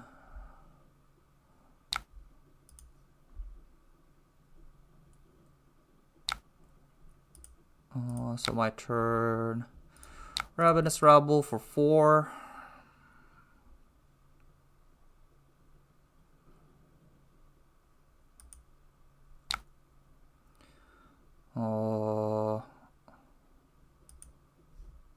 I could just use Spire Sniping here. Like Fisticuffs? Actually, that's safer, right? Yeah. I can just use Fisticuffs and pitch this.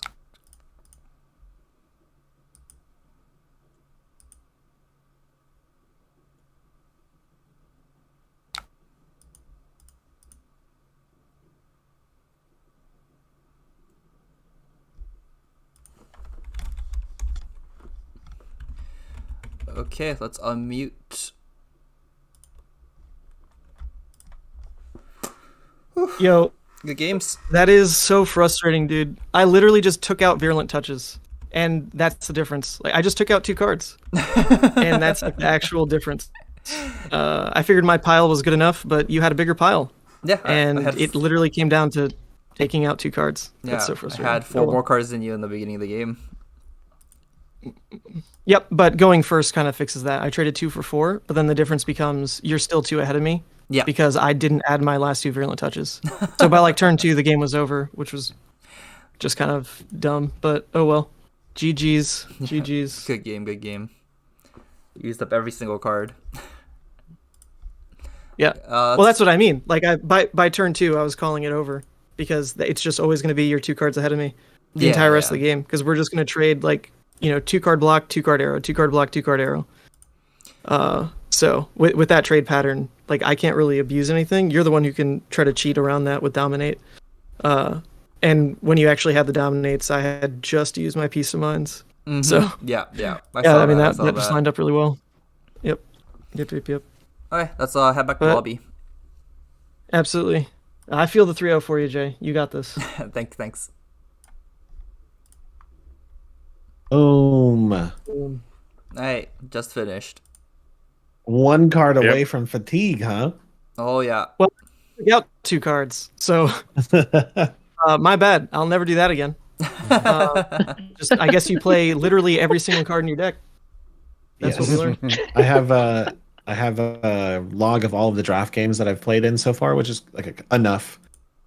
A lot of Ranger mirrors go to time or end tie. Like a lot of them. Yeah, I mean it's just crazy. It trades 2-2 like for the entirety of the game. So I guess like if you know that's the game state, I mean it's only my second time drafting, but then that does actually kind of make the play easier. You can play faster. I was just really since like turn 2, just identifying that I'm 2 cards behind and will lose the game on fatigue. I was really trying to not let that happen, but then that's like literally what happened 40 minutes later. So I think technically it's a draw, but I don't know if that really matters. Yeah, like Riptide needs like to use his traps in the second cycle to try and close a game instead of in the beginning. Right. Yep. Because they can pivot to full block in the end, unlike Azalea where she can dominate. All right, let's do pairings. Yep. Again. Table 1, Pair me up, versus baby. Clay. Table 2, Nathan versus Subasa. Yep. Table 3, Alrighty. Ethan versus Andrew. Table 4, Sam and Pankaj. See you there. Let's go. Table 2. All right, best. Okay. All right, I'll make the game. Yes, please. Boom, private, go. All right, invite link, DM'd. Got it. Click. Join. Azalea, huh? Yes, Azalea. Who are you on? I am an Azuri. Missouri, okay. Yeah, let's not have a Those 2 are dominant not turn. playable in my deck. Yeah, I cut all my Ranger Ninja cards. Are you gonna go on mute so you can do your stuff? No, I can just. Okay. That doesn't really matter. It was just that he was on mute, so then this is a little bit easier if I go on mute as well. Oh, okay. Yeah. Yeah, I just flick back and forth when I want to say something, and I'll make a timestamp and then say something, and then I'll cut all the rest out. Oh, I see. Sorry, Yeah, who's going but first? I'm You're mostly- going first. I chose first, yeah. Okay, good. Just because I don't want to free dominate against me. That's fair.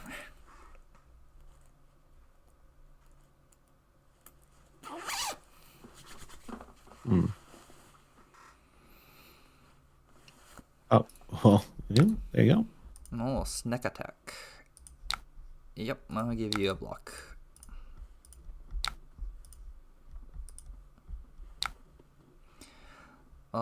Sedate. I'll give you 6.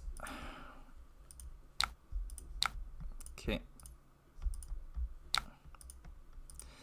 Nice. What to do here? Oh, sorry, I misclicked. Oh, no worries. Revert. This is okay. I need to pitch first. Yeah, the ebb and flow of Ranger is a little awkward on Talishar. Yeah, and it keeps on asking for the what's it called? It keeps on asking the Bard Castaway triggers, and it gets a little bit annoying. That is super annoying. I think I asked Crow's Nest like every time to you. Yeah. Was you off the top of Skybound? Did you opt? Oh yeah. The card I loaded was Spire Sniping, so I get to look up two yep. cards. Yeah. Very No, powerful. that's pretty hot. That's pretty hot. Running for 6 dominate. You're doing damage. It's only 6. I don't like to take 3 damage.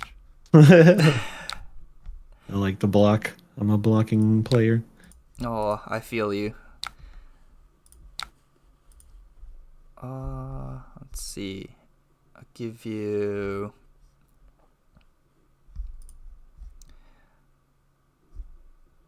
I'll give you a lace.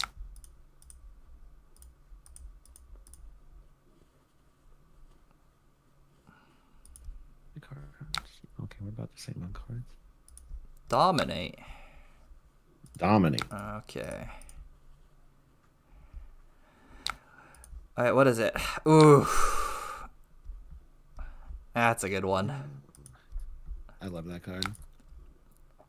I wish Reinar had a card like that. I love that card. Like a little too. I love it like a little too much, you know.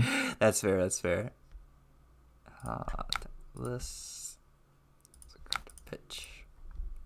Oh, straight 5, huh? Yeah, just Death Touch from Arsenal, because that's the card I arsenaled. Card good. I love, yeah, that's probably. Just Death. Drew an awkward hand. Huh. Weird.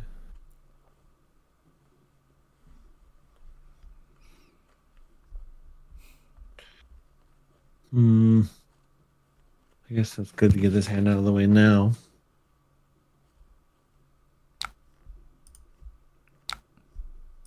Sad. Full block. Sad. Yeah, Arsenal. Note. Do not. If you choose if you want to pay. I do not want to pay. Okay. Arsenal.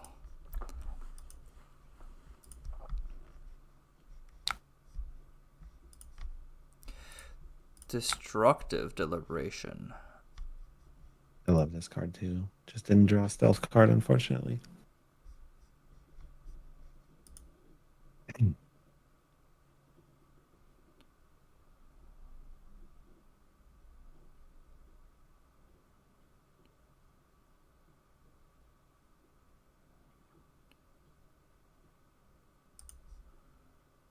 Okay, I take 5. You can have a ponder token. Yeah, not very useful right now, huh? Play Lace. Activate Bard Castaway. Pitch the right card. I do not want to activate. Choose a card. Top. Then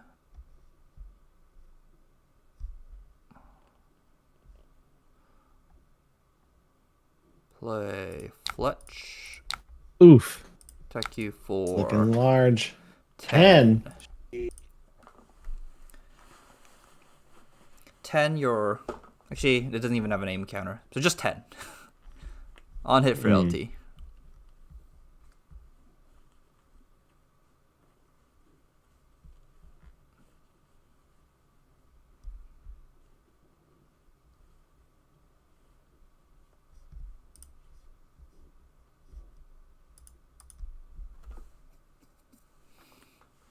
Unhit frailty.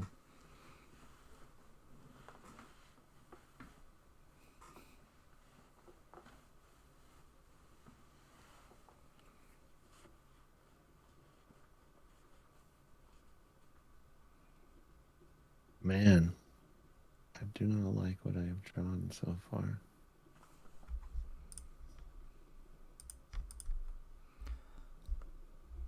Sure. Not my favorite turn.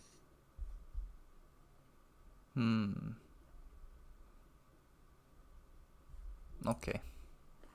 Okay.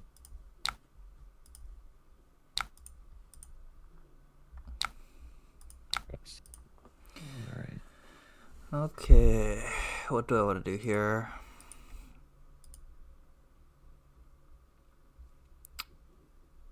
let's start with a rabble. 3. Ooh, it's a lace on top of my deck. Nice. That's gross.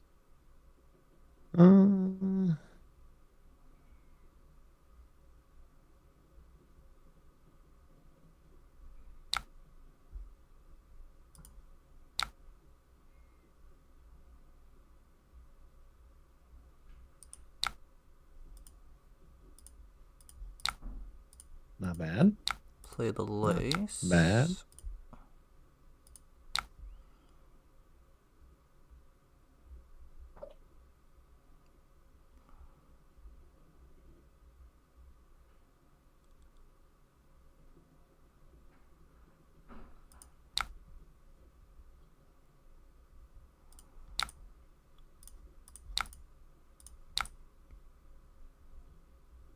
Ooh.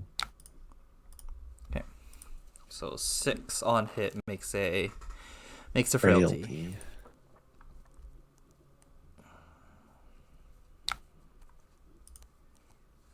One card in hand, 1 card in arsenal.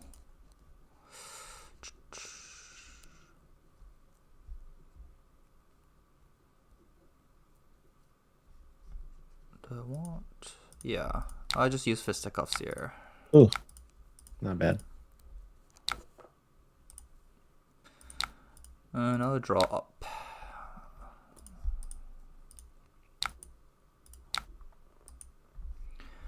To dominate. Let's see what I'm doing next turn. Pitch this, use this, do this. So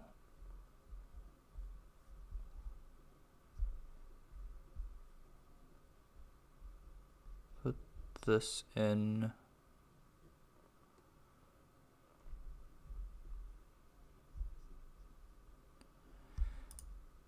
Okay, no blocks. Ooh, Razor's Edge. It's powerful. Razor. Okay. Frailty.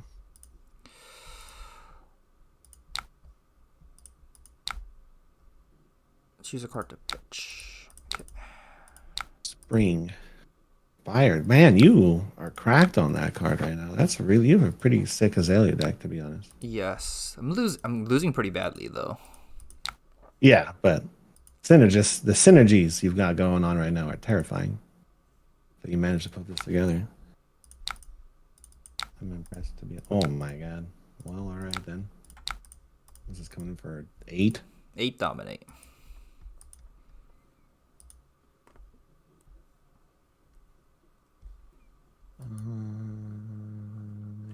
Yeah.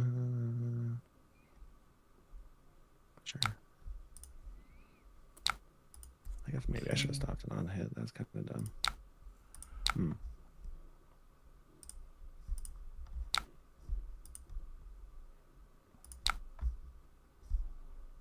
Wither. Let's see. What is my turn?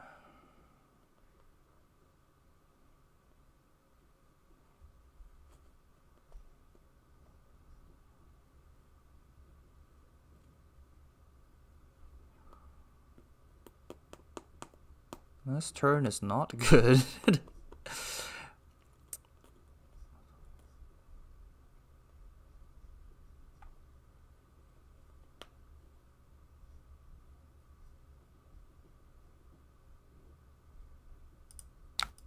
I'll give you 6. Yeah, that makes sense. That makes sense to me. My god, this hand is bad. I will give my card an aim counter, and then I will go to Arsenal. Oof. Okay.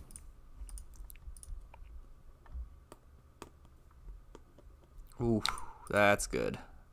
That's such a cool card. So good. Okay, block for 3.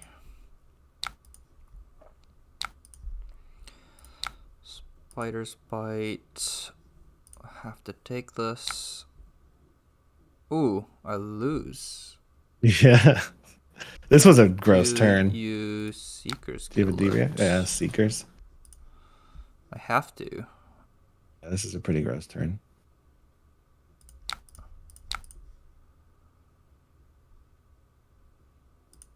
Two, one. And then feisty locals. Oh, Yeah, I love my generics in this set, man. They're so strong. 5 with a spider's bite on effect.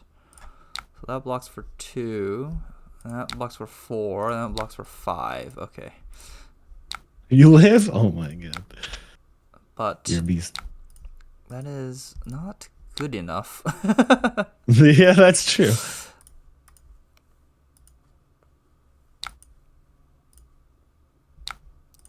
Alright, Virulent Touch. Oh. Yeah. That's a card. What does my turn look like? I guess I'm taking 4. That's a really good card. Not good enough. Red? Blue? Oh my god. Yeah.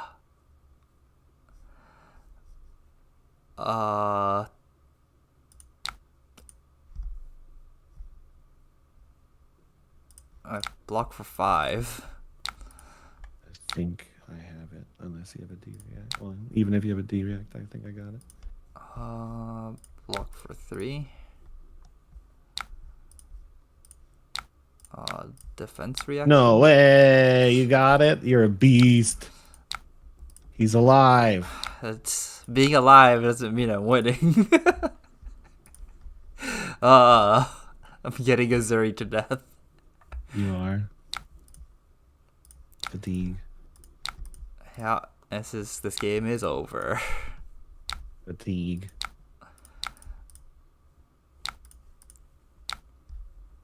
Dominate.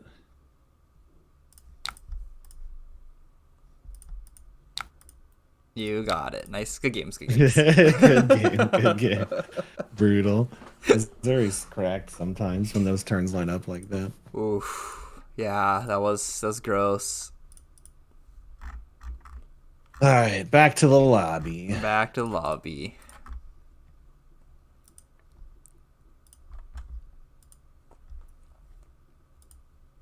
Welcome back. Welcome back. Where'd your partner go? I beat him and he ran off crying or something. He said he was gonna step away for a few minutes. Okay, That's he's all the that's time in fair. the world with the riptide down there. Oh god, that dude, my Benji deck popped off that match. That was crazy. My Azuri deck popped off, but it wasn't because of Azuri cards. It was because of fucking generics. Because generics in this set are good. They are good. Death Touch is so good. Yeah, that card's wild. Death Touch, Rabble, Feisty Locals for lethal. Oh, these are Yeah, all that turn was gross, man. It was Rabble for 4 into Dagger, into. No, it was the. Yeah, it was What Rabble is that? into Dagger into Short and Sharp and Feisty Locals. Yeah, gross.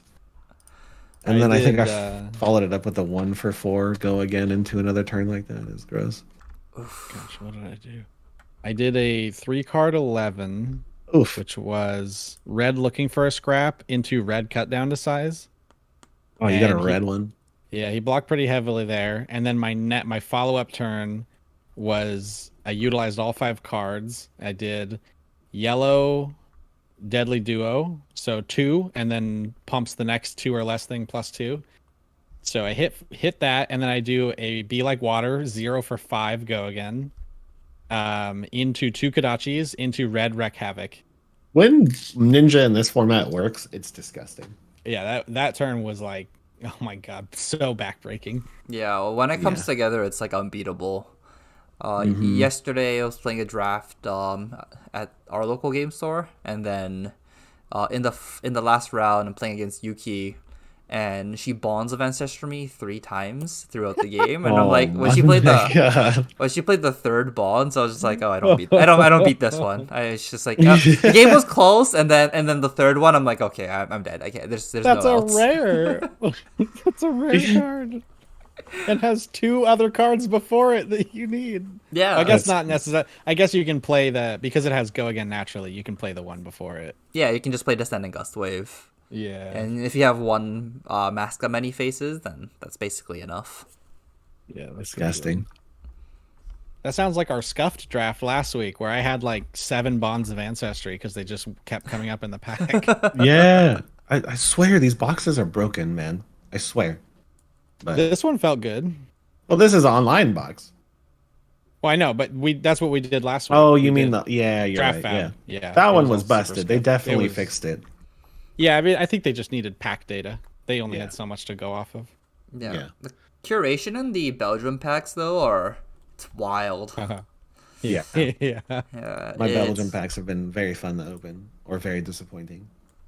Yeah, from what I've heard, you can have, like, the pack collation is, like, 3 generics, there's 5 class slots, and then there's the 1 generic or class slot. But in the Belgium print, in the class slot, it's not like 2 Ranger, 2 Ninja, and 1.5 Assassin cards. It could be any 5 class cards. So it could be, like, 5 Ranger cards, or 5... I've noticed that. Yeah. So, like, you can get past the pack with, like, no ninja cards in it. And that could just be, like, the pack could have no ninja cards in it. Yeah. I've for sure noticed some weird, like, like when you're starting to open the case or whatever, and you're setting your ninja, your assassin, and your ranger out on the table, and then I'd like look, and my ranger pile is just like immensely larger than the rest of them. Yeah, it's really hard to read the packs in this one. It is. It was pretty much a science in Uprising. Like you could, depending on what your opponent picked, you could know what they were trying to commit to on pick 1 if they took a class card. But now it's like I don't know, man. I'm just waiting till the end of pack 1 and we'll see what's open. Exactly. really my Yeah. game If plan. there's an absolute gas card, I'll pick that one, and then that's kind of where I'm going. No. I won't even commit at that point. I'm still waiting until like the 3rd quarter of pack 1. This draft, I started pack 1, pick 1 Bonds of Ancestry red, and then Oof. Ninja was not open. I was staying super open. Like, so open, I even had I think 1 pretty good card from each hero by the end of the first pack. And then second pack, I was like, all right, it's time to commit. I'm pretty sure it's going to be Ranger or Assassin. I got a Death Touch. And then I got handed a pack that had no Ranger cards in it. And I was like, okay, I guess it's Assassin. And then 2 packs later, only Ranger cards. And I was like, what is going on? I don't understand. Oh, I think it might be there was a Codex of Inertia pack, and then there was a couple of Fletch rare packs where a lot of the rares in the draft pod was like Lace with Blood Rot, Lace with Frailty, Fletch a Yellowtail. I have a red Fletch. I have the blue Fletch. So Yeah, did your notice the deck was Fletch is really green. scary. It was the synergy you managed to pull off was kind of nuts.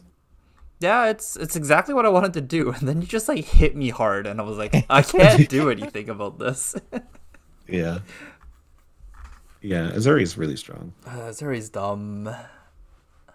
Oh, She's quite so possibly funny. my second favorite hero in CC now. It's so funny because her hero power barely does anything. It's just that they don't know. It's literally all it is. They just don't know what card you're actually playing. Yeah. And she has access to all of the attack reactions, the ninja ones, or the hybrid ones, the assassin ones. So it's every turn is kind of weird. It's if you overblock, cool, I stick an attack reaction in my arsenal, I'll use it later, yeah. Even Which is the two exactly what costs. happened. Yeah. Even if you just have cut down a size or something, and they block with 2 cards, just arsenal to cut down a size, and it's fine in the arsenal. Mm-hmm. You send it naked later, it's in this one thing I didn't do well this time around is I didn't grab any the 1-for-3 card. What is it called? Short card? Which one? Short and sharp? No, the 1-for-3 buff any attack action card. Oh, come to fight. Yeah, Come to Fight is so good. Yeah, that's I think great Package card. and I had 6 between the two of us. Yeah, I didn't see any except for like a yellow, and the yellow one's not quite worth it in my opinion. I wasn't even valuing them super highly. They just kept coming around. I would Yeah. normally draft those pretty early, I think, but since I was committed to Benji already, and it's a one cost, like even the blue ones, I was like, I don't Yeah. actually want this. Yeah. All right. I'm still here. I'm Okay. just talk to chat real quick. So. Okay. Yeah, I think the come to fight, like just because chip damage in this format matters so much, like pitch a blue, dagger, pitch a blue, come to fight, 2 for 6, and it's like that's a 3-card 9, and a lot of those 6s have on hits. At one of my pre-releases, I killed my opponent from like 6 or 7 HP because I did a red come to fight into wreck havoc for 9, and he had 2 defense reactions and a brush off in hand. Oh my god! He just looked at me and he went, "I lose." I was like, "What are you talking about? What are you talking You have about? so many cards." That's fucking rough. Yeah, this format's been interesting though. Like every time I draft, I'm like, "Oh, this hero's busted," and then the next draft, something else is busted. That's how I feel too. I feel assassin has the highest or the lowest floor or the high. Yeah, whatever. lowest floor. Yes. Yeah. Yeah, it's No, the most highest consistent. floor. No, it's Oh. the most consistent. Yeah, the highest floor. Yes, the Yeah, the highest, highest floor. floor. Yes. I think assassin has the highest floor. It has the most cards of any hero in the set. Its cards are just innately powerful. And then even if you're stuck with like a shitload of blue stealth cards, like Azuri is pretty cracked on stealth blue cards, like dagger stealth switch. But like when you get Benji to work or Katsu to work, and the one time I've seen a ranger deck that was cracked, like they ran all over assassin. My Benji So- deck feels cracked right now, and there's 3 other ninjas. Like this could be so much more cracked. I do think my personal least explored deck, as in I've never drafted it so far, I meant to force it today, but I forgot, is Ninja. But I've played against 2 people who are Ninja mains who drafted Ninja both times they played into them, and both times they were fighting for number 1, number 2 slot, you know, in the draft pod, and their decks felt pretty gross. Yeah, I think we're all on Katsu and ate each other's lunch, so the way for Benji was pretty clear. Yeah. Yeah, I love the 6 hero format though. I love how Azuri works on blues and yellows, Benji works on blues and yellows, and then like they kind of the space you have for 2 heroes is much larger. Except for Riptide and Azalea. Yeah, they Just are don't both play- fighting. Don't draft Riptide. Just you heard it here. Don't draft Riptide ever. It's I beat some- always bad. Super good people No. on Riptide once. I Once. My rule of drafting Riptide right now is collapsing trap Oh, or not Riptide. I've never even seen any of the specs get drafted. Dude, collapsing trap is amazing. You get to rip 3 cards. If you ever get to rip 3 cards out of their hand, you're just like you can't lose the fatigue anymore because that's 3 cards. yeah. Yeah. So- You passed me on fatigue at some point in our matchup, which really surprised me. Yes. It's just because my cards are just. I only pick cards that was like good on rate, and they're all just 0 for 3s. But then your cards just hit hard. My generics all showed up in the same 2 turns. Oof, good heads. If Rabble 'Cause hit a blue I- card, then I live. I draft a lot of blues and yellows on Azuri. Like a lot of them. I think that makes sense. Yeah. Yeah. You see why I put the blues and yellows in my CC deck? I think that makes more sense than the red ones. I understand, and I tested my deck that I built yesterday, and I got, it wasn't right, so I'm gonna try again. But it makes sense. Blues in her and yellows in hers make sense, but it doesn't matter what color it is. If it has dominate, I'm gonna do damage, which is probably why she's so strong. Like you just suck down all the dominate cards, no matter what color they are. Who's 2 O's? Who's the I'm finals? currently 2-0. Me as well. Oh, sick. It's a Portland, folks. Oh, Whoa! Team Don't Foundry. loop me in. Don't loop me in with those Portland guys. I'm not technically part of Portland either. I'm in Washington. Yeah, that's right. All right, fine. What's Corvallis versus Vancouver. what's sorry, it's Justin who's 2-0, right? Yeah. Yes, What That's are- Nathan. What are you on, Justin? Benji. Benji. Oh, okay, I see. Cool. Are we pairing the last round? Nathan's on what? I'm on his A. Oh, here we go. Okay. Pair round 3. Oh, is that everybody? Yep. Yep. Me and Nathan at table 1. Okay. Clay and Subasa at table 2. Okay. Ethan and Pankaj at table 3. Ooh. Sam and Andrew Mhm. at table 4. All right. AJ, Hey, Clay. I am. having fun. Yeah, I'm having a lot of fun. I got crushed by Azuri. That game against Ethan was hilarious. What was it? Were you guys? Sorry, what? Were you guys watching it from his side? I was watching it from your side. Oh, from The my other guys side. were watching from Ethan's side. I see. What am I doing here? It's just like, Can you make how a many? room? Oh, yeah, from there. Yeah. Yeah.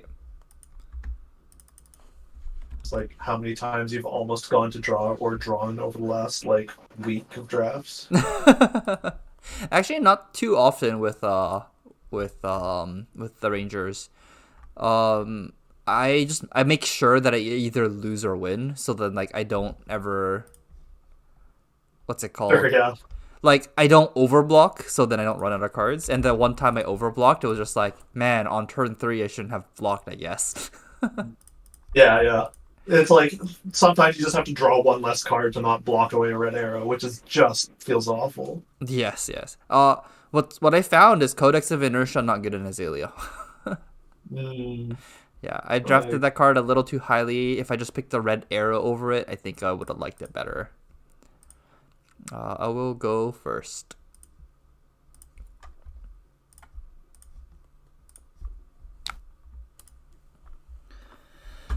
This is the first time I got to go first, though. So, hopefully. Let's pitch. No.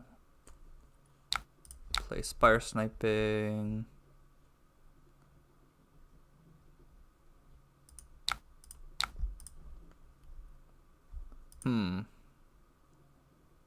No whammy. Yeah, no whammy. Love to see it. I need to. If I attack with just 5, you block with your 2 worst cards. Okay. Give you 8. Eight's big. Yeah, Alright. give me your hand. Alright. Mulligan. Let's go.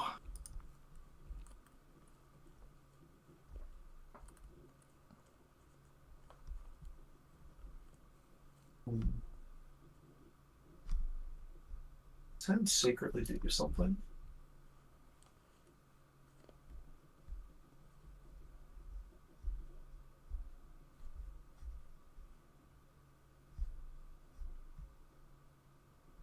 Thank you.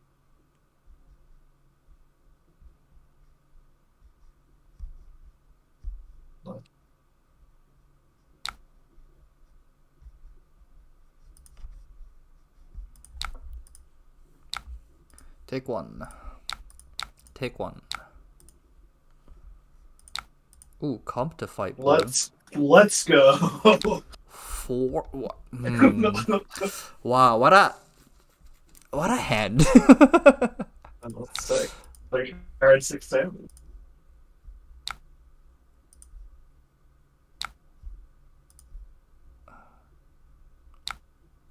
Okay. So it's good.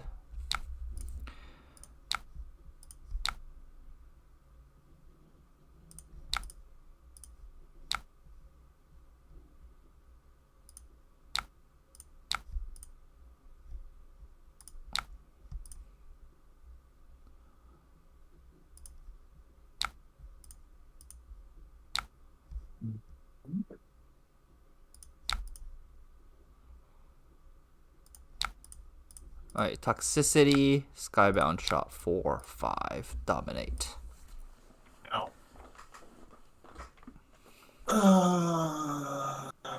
Oh, 3 blocks. And what is it?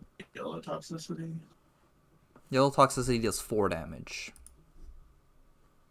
Sorry, you lose 4 life, not damage. What is this?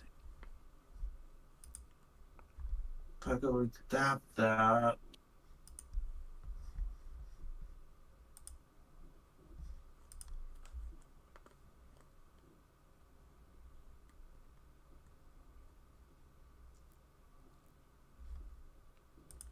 Then I want. Don't think I need this card.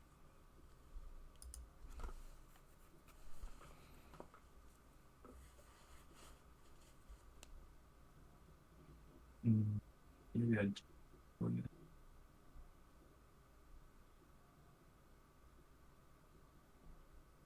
I see what this turn does. Okay. Alright. Deal 7.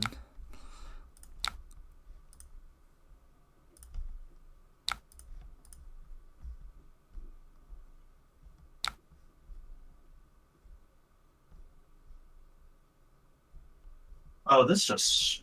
I don't think this will work the way I want. Well, it should work the way I want it to, but it won't. Naming this Vaughn's Ancestry. Wait, what?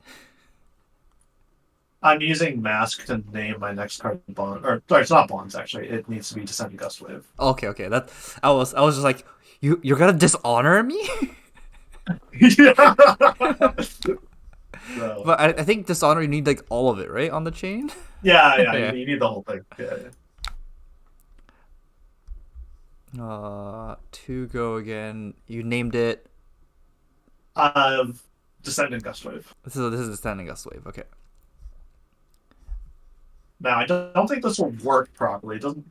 So I'm still gonna have to pay the 2 for this, and I don't know how I'm going to.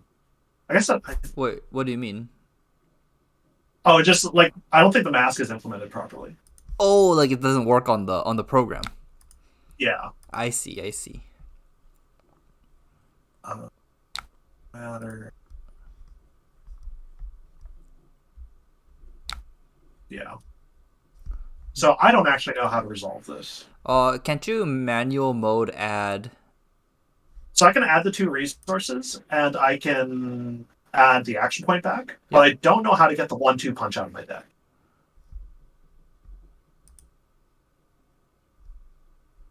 What? What happens when you go to So let's go manual mode. Let's go manual mode, yeah. All right, so I'm gonna give myself an action point. Or no, because this is still resolving. Yeah, we need to clear this layer, and then I can. Okay, sure. I will go to here. Yeah. I'm gonna go to block for 3. Sure.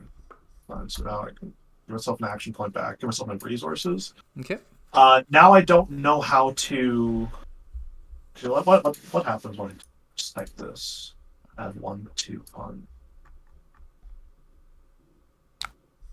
Oh, right. Fuck. That's the problem.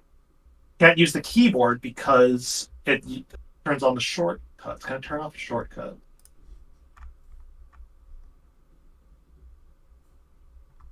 Yeah, they're like hotkeys, and using the keyboard messes that up. Okay, so let's. Oh, you know what I'm gonna do? I'm going to type in another window. Oh, copy paste. Yeah, copy paste. This is scuffed. Yeah, it's ugly. Oh, sorry. Resolve Yeah. this. Block this. Okay. Okay, let's try this. Manual. Add to hand. Oh, broken image. Sick. Oh, it just gave me 2 cards, like 2 blank cards that don't have any images. Oh, and I don't think it actually moved any cards in your deck. Yeah.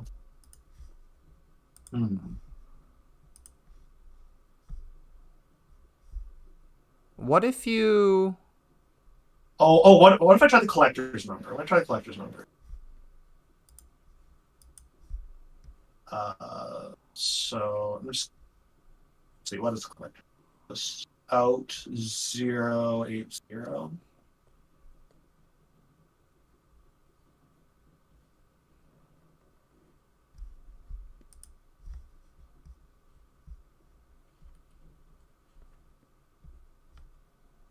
Yes. Okay, it worked. I'm a genius. Okay, but there's still one copy in your deck. Yes. Oh no! I figured it would add it from my deck. No. It added it from the thin air. From the ether. Yeah. Huh. So I guess what I can do is the next time I cover an attack, like if next time I block, if I have 1/2 punch in my hand, I'll just overblock and then draw an extra card. Does that make sense? well, we can draw a card, an additional card on manual mode. Yes, but I can't get the card out. So like my thought is that when I draw the 1/2 punch naturally, Okay. I'll overblock it out of my hand. Oh, I get Or you. I'll overblock it out of my hand and then I'll just draw to replace it. Okay, I get you. Yeah. Okay. Oh, well. The action point back. Alright. Sorry about that. Wait. Yeah. Wait, it didn't let me block. Sorry. Oh, okay. It's Yeah, okay. that's fine. You know what? Oh, okay. That's fine. That's fine. Block. There you go. Action points, resources. Okay, we got there. Okay, we got to the correct state in game. Almost. Now I actually need to draw the 1/2 punch out of my deck. Almost, yeah. I'll take the one. It's a red 1/2 punch you got, or yellow, blue? Yeah. Red. Okay. Means that goes there.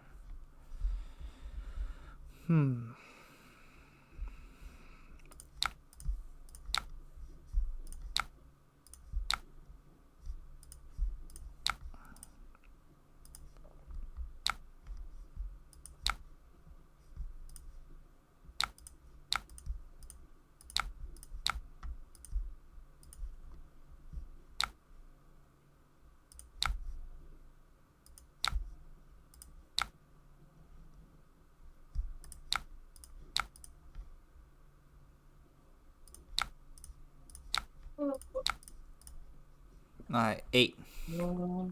What a damage. Give me your hand. Yeah. I think that is law. Oh, wow. It's not your whole hand. Sad.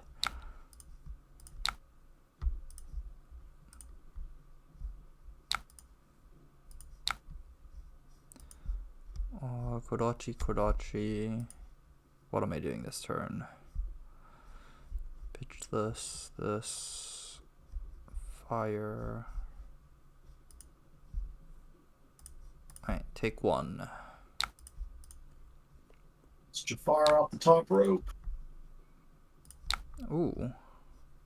That actually uses my hand better. Does it? Not really, actually. Maybe I should have used the tunic for damage.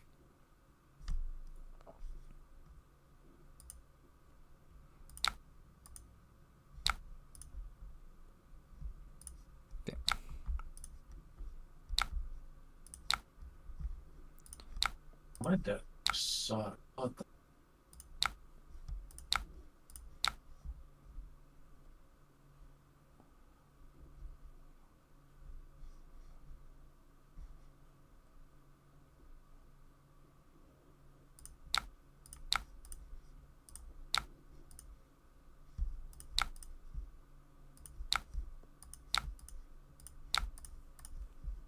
Five dominate.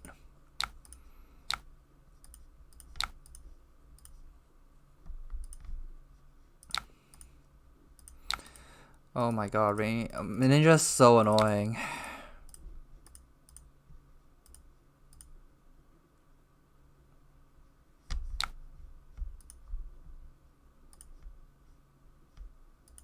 Oh, is it me that's disconnected?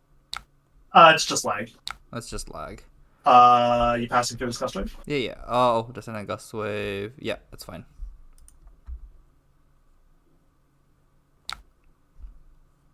That's no one hits. I guess it has Katsu on hit. Surprise! It does.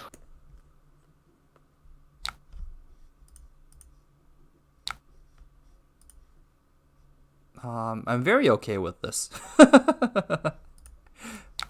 It's not bonds. I'm so glad I picked the red bonds of bonds of ancestry. See, it makes my crap deck better. So I only need like 5 good cards. I can just tutor them up. Then I run out of damage. Load. This. Huh.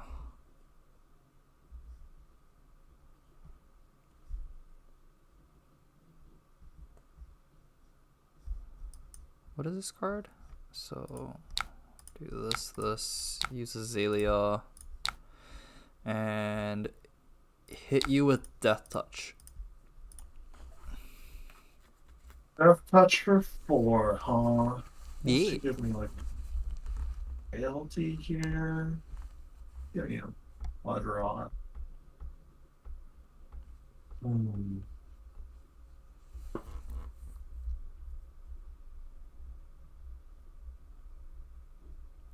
That's all very bad.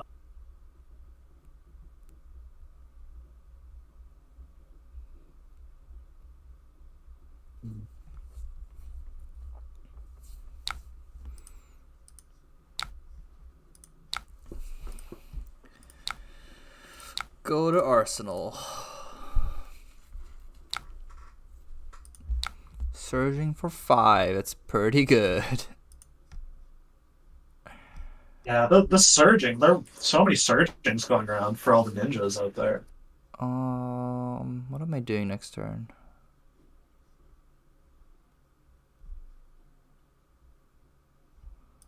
Oh, this hand's so awkward.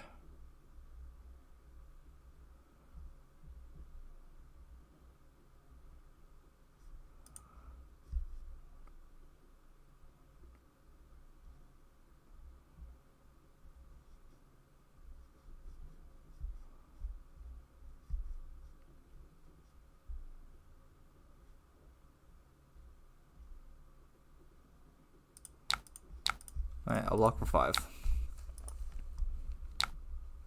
Here, return to sender. Ay, gross.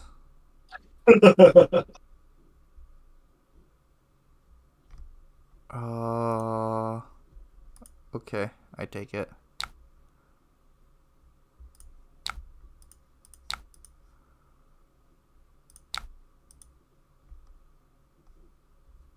Alright, blind Azalea time. I got Widowmaker.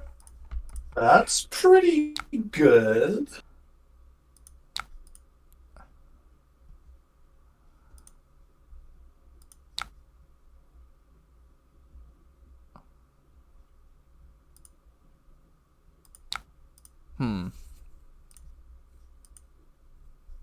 Does this dominate? Yeah, it has dominate. Yeah, that's something. Wow, that's broken. Oh. Frailty token to the rescue. 9 Sorry. dominate. Oh no, fuck. It's 1 over. Damn. Yeah, that sucks. Oh, that's really bad.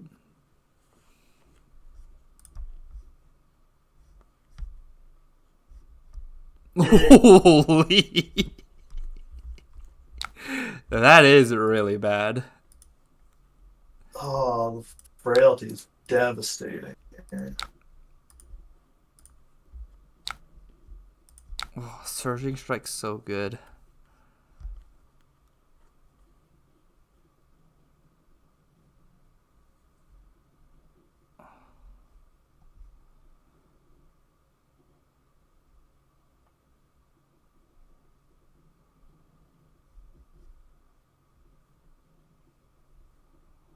I do.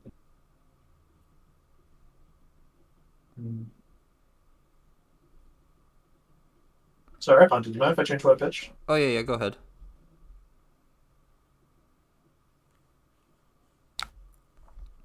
Okay, that makes sense. Does it? Yeah, Oh, because you're an Arsenal. I see. Yeah. What do I want to do here?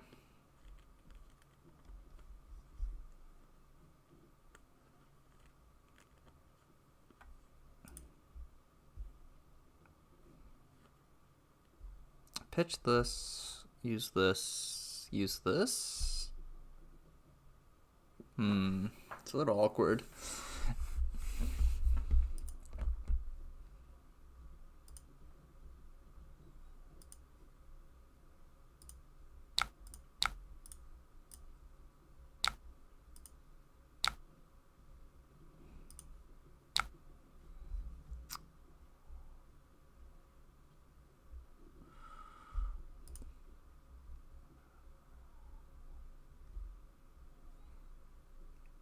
Yeah, I just go with this. Ugh. Sad.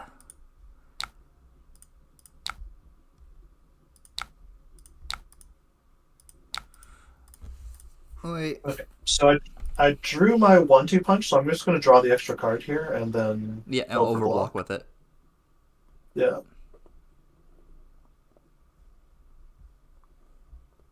Okay, so you're coming for 5, so this doesn't count. Mm-hmm.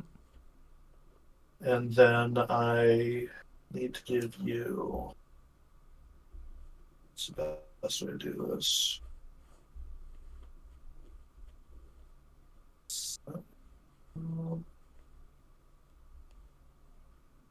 Most damage here. Did the 1-2 punch go back into? That is. Oh yeah, I just undid blocks and just snapped back. No, but like it put the card back. The card that I drew. Yeah. Oh yeah, I went see back what top it of did, your deck.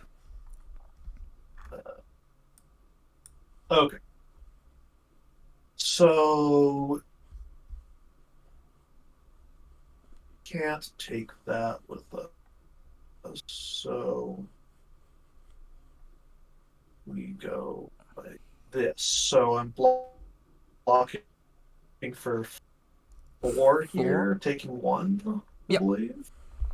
Yeah. That's what I see. Alright.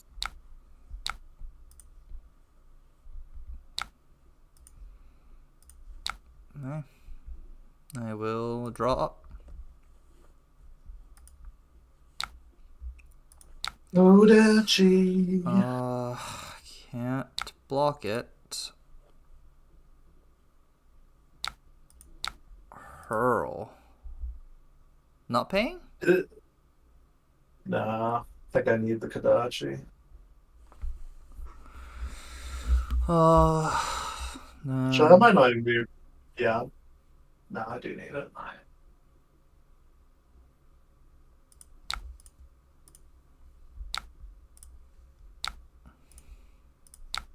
Bar's back for revenge. Asking for a card.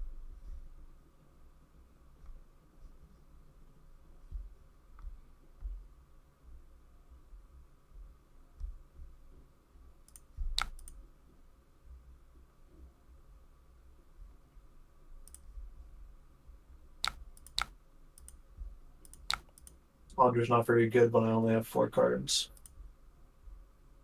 Oh, but you have the option to arsenal the card. Believe me, I won't.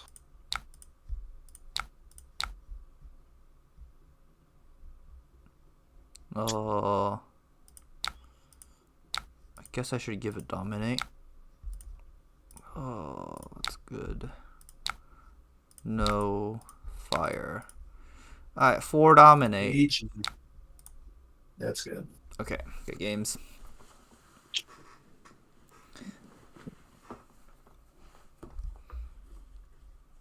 Some of your coming up on my sick Sorry, what? Some of your turns were real bad.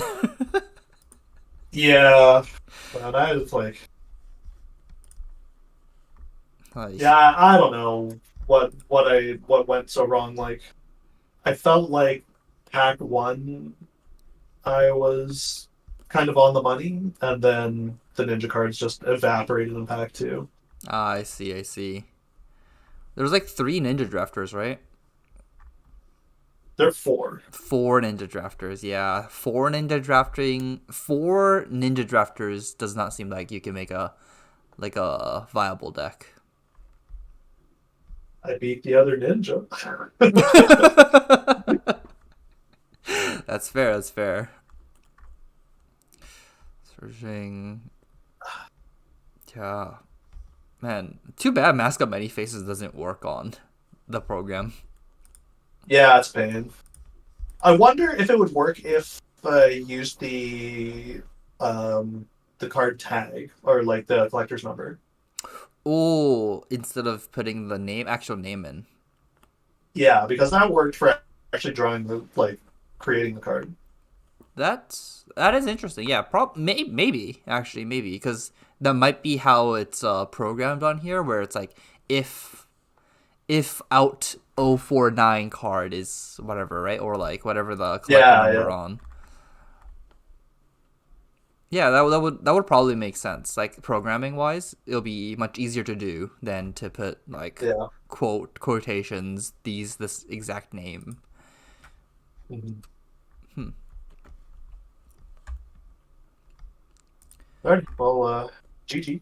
Good game. Go back to lobby. Yeah. Okay.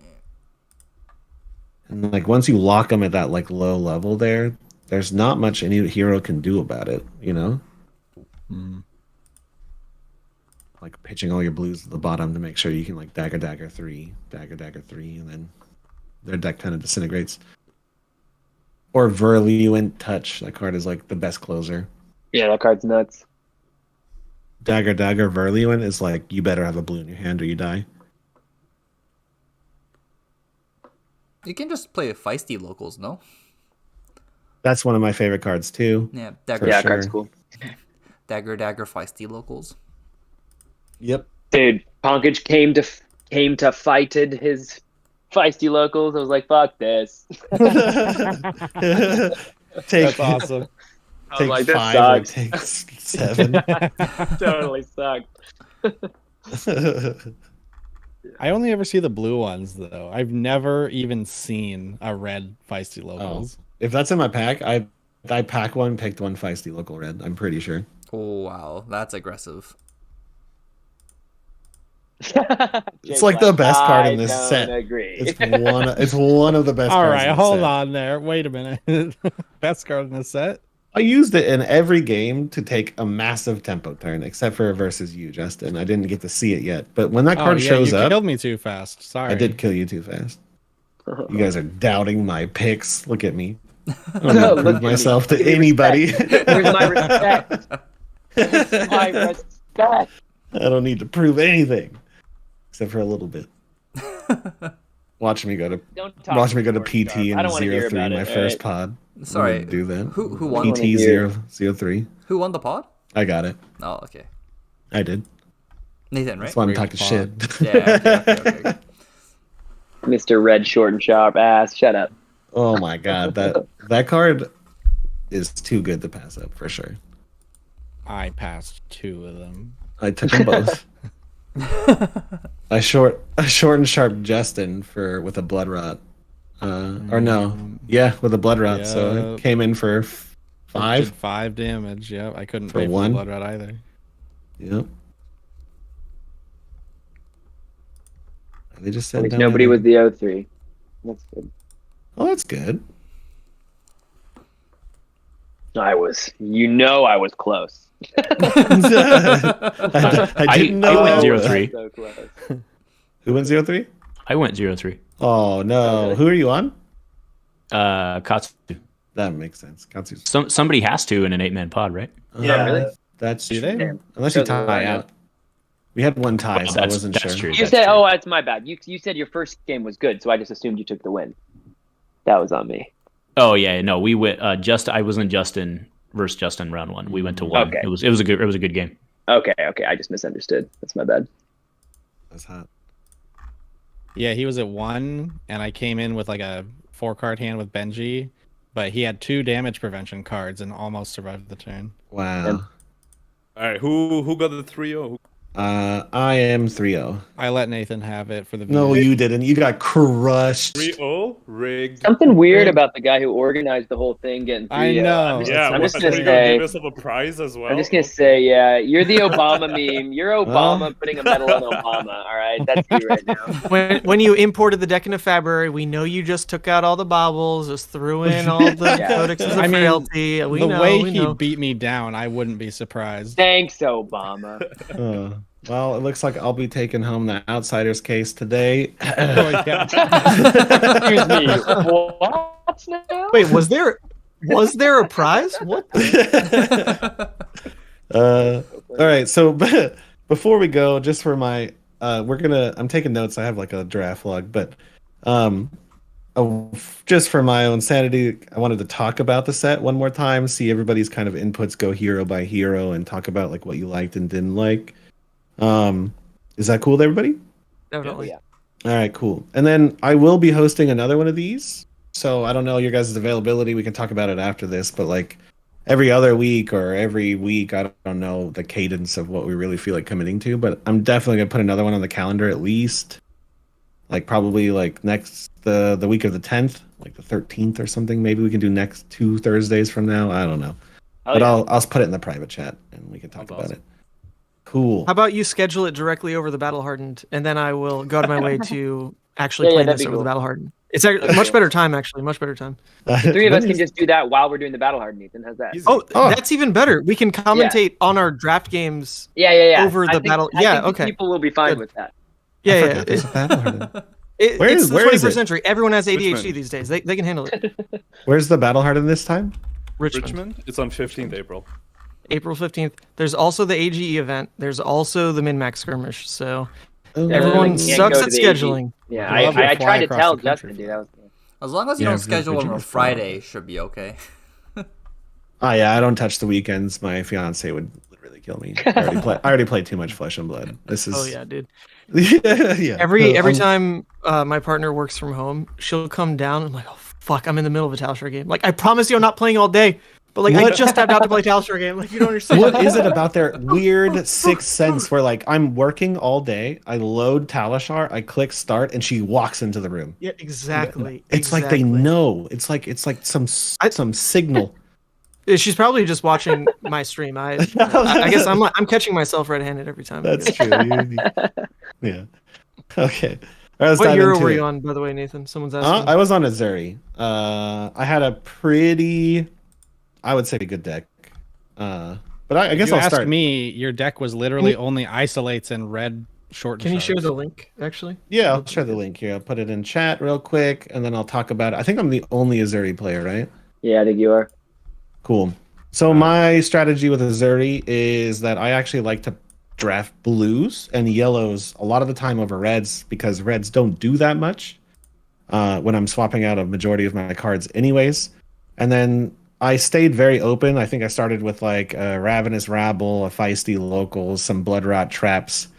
And then I would take any specific power card I saw. Like I think as soon as I saw a Death Touch, I committed to playing Ranger and Assassin.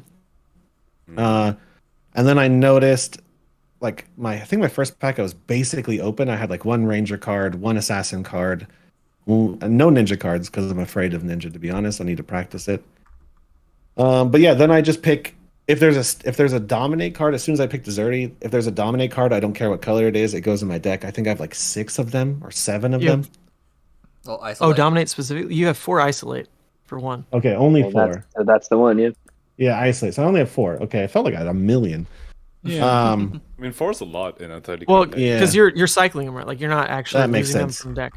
So isolate equals 3 damage, 2 damage in this format.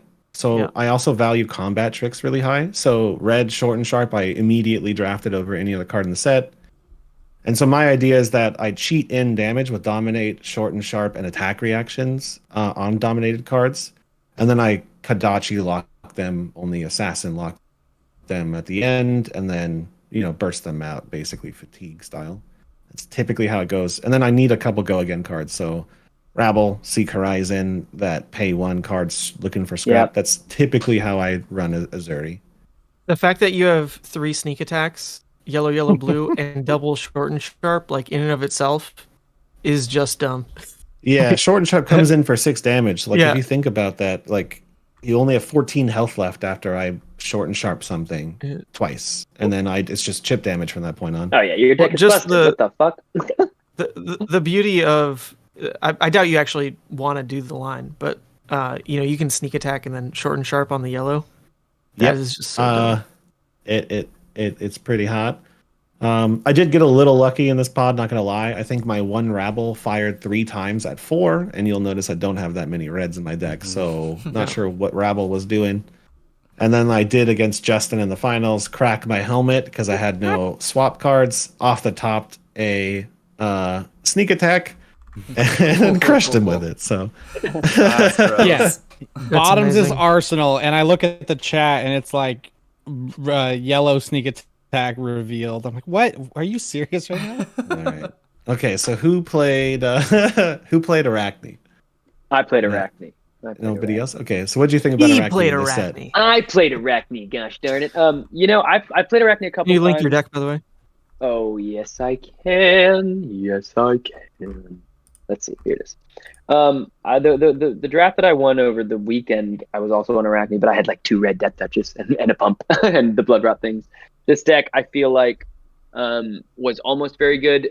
I had like the red withers, which was good, but I didn't see them often with like a lot of things didn't quite line up. I think what I probably should have done, because I had so many playables, was just like kind of commit to fatiguing people a little more, or I hadn't committed from like pick 1 yet in this format, so I wanted to try to just like, I'm gonna be Arachne from the beginning. I saw 2 red prowls early. I saw a bunch of prowls, but what it would often end up being was just like prowl into a yellow wither, which wasn't very good. Dude, you have 5 especially blue against Monkage. sedate. Yeah, Hell yeah, you I do. That's Hell nuts. yeah, I do. Hell yeah, I do. They just kept coming, like packed like the 3rd to last pick. I was like, sure, I need blues. Yeah, I mean, I don't really, I haven't played too many games in this format, or honestly, a flesh and blood draft in general. But I think this deck was very close to being absolutely busted with the prowls. Yeah. And, Well, you and- also have a Codex of Frailty. You're just missing like Exactly. Virulent or Death Touch, really. Yeah, I needed a death touch. I needed a red virulent. I needed like a real, a better pump. Or I guess maybe short and sharp was better than I was giving it credit for. I don't think I played it in 2 of my games, because I didn't like the 1 cost. But yeah, Yeah. but I had I a like million it. I think prowls. it's fucking good. I had so many prowls, but Prowl's they didn't, good. they didn't Yeah. end up. Yeah. They didn't like come together super nicely. Like against you, Punkage, I prowled and then I had to like codex my prowl back, but I saved it for my next turn, like because I didn't have a stealth card in my hand. So Yeah. this was a little awkward. It was almost very good. That's how I felt. And maybe I should have just been using my 3 blocks more like aggressively, and just because I could have played 38 cards. And sorry, Yeah. what was your final That's record fine. with this deck? 1 and 2. 1 and 2. That's crazy, actually. Yeah, with that many prowls, it looks well. Looks and at good, right? 38 Yeah. Well, you thing. forget that I Yeah. maybe you forget that I'm bad. No, I'm kidding. No. I think you just nailed it. You didn't try for the fatigue strat, but I think like Yeah, I think you 'cause absolutely I don't should. like playing that way, but I should have. I mean, looking at Yeah. the deck now, and Yeah. especially in how it played, like I think if I had done that and just like been chipping him with daggers or sending much like 0-3s or like the rabbles, things like that, like yeah, I think that would have gone a lot better. Yeah. But I just don't like playing that way, especially for something like this. Like, well, I have a glass of whiskey in my hand. I'm not trying to fatigue anyone. Fatiguing. Fatiguing Yeah, is my home. that game plan is just for degens. Speaking of absolute degens, who was it? Ethan on Riptide? Yes, let me How did it go? share. Let me share my deck list. I really felt like I had the 3-0 list just based on list, not after putting any reps with Riptide. Like literally hadn't even played the Young Hero before. But I made a critical error against Jay, where I just didn't run max cards. I cut 2 Virulent Touch, and then I lost by 2 less cards in deck. So that was literally it.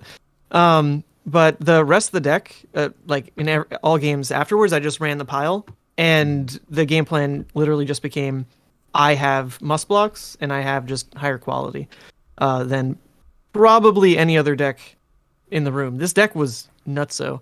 So like against Punkage, I basically threw Withering, Withering, Withering, Withering, and then all of a sudden he was out of cards. It's like, oops, it's like forgot that that's how it works in this format. But when I'm trading one card for 2, or against Ninja specifically, sometimes even 3, like the speed at which you get your opponent to just, no cards in deck, especially the fact that the first cards they pitched were weak. By the last 2 hands of the game, against Punkage and even against Dice Commando. God, I forget your name. Dice Commando. Andrew. Against Andrew, kind of similar things. Like playing against Ninja was just like almost, oops, I am fatiguing you. Which I didn't expect. I thought Benji would probably be the hardest matchup for the deck, just because I want to play the mid-range game where I'm like trading 2 and then potentially like taking 2 for 1 or taking 3 for 1. But the lines in this deck, they seemed like, pretty easy. There were enough traps to maintain the, let's try to play without Arsenal and just do the thing where we block with 2, we trap, play an arrow, keep a yellow arrow in deck to load, shoot a red arrow, and just like have a consistent cycle that way. It felt really strong. The one thing that was really missing from this kind of deck was probably like 1 or 2 significant front pumps. I had the yellow scout, and missing like an extra pitchable pump felt really bad. Like, I think one more yellow scout would have been insane, or like even something in the blue slot, because as I started to have momentum, the 4-card hands just didn't do much, because all my 4-card hands are first cycle for the most part, right? Like the Seek Horizons, the Ravenous. Yeah. So it felt like I had no way to actually close unless I'm winning through fatigue, which, I mean, all 3 games did go that way. So, yeah, I just didn't. I clearly identify that game 1 into Jay on Azalea, but I think the deck like really just played itself. The card quality was nuts. Yeah, Falcon Wing and Riptide is like the magic. Yeah, that every time I was able to just like set that in Arsenal, that was kind of the, I didn't have that many cards that I actively wanted in Arsenal because I wanted to have the ability to trap into load. But Falcon Wing is that card, right? Mm-hmm. So that was kind of when I intentionally would put something there, or like Codex of Blood Rot was really strong in that spot too. Yeah, you have a nice mixture of cards. Like you've got good arrows, you've got good closing cards with like Verliu, you've got your go agains with like Rabble, Falcon, and Seek Horizon. Then you got traps. Like you have a like really well-rounded deck. Yeah, I will say the traps, I think only the go again one triggered into the, because like the attack rack ones are super niche. So like same thing, right? Like I didn't identify that I didn't have the trap damage to close against Azalea, because 3 of my traps are locked to attack react, which like just doesn't happen. Yeah, you got like an Arachne Azuri killer. So I needed to just identify that the pile was the right way to win, and then would have liked to see what this did against Azuri, because I can't always overblock your 3s, especially if you have Dominate. But so yeah, maybe that would have been pretty tough because your deck's pretty sick too.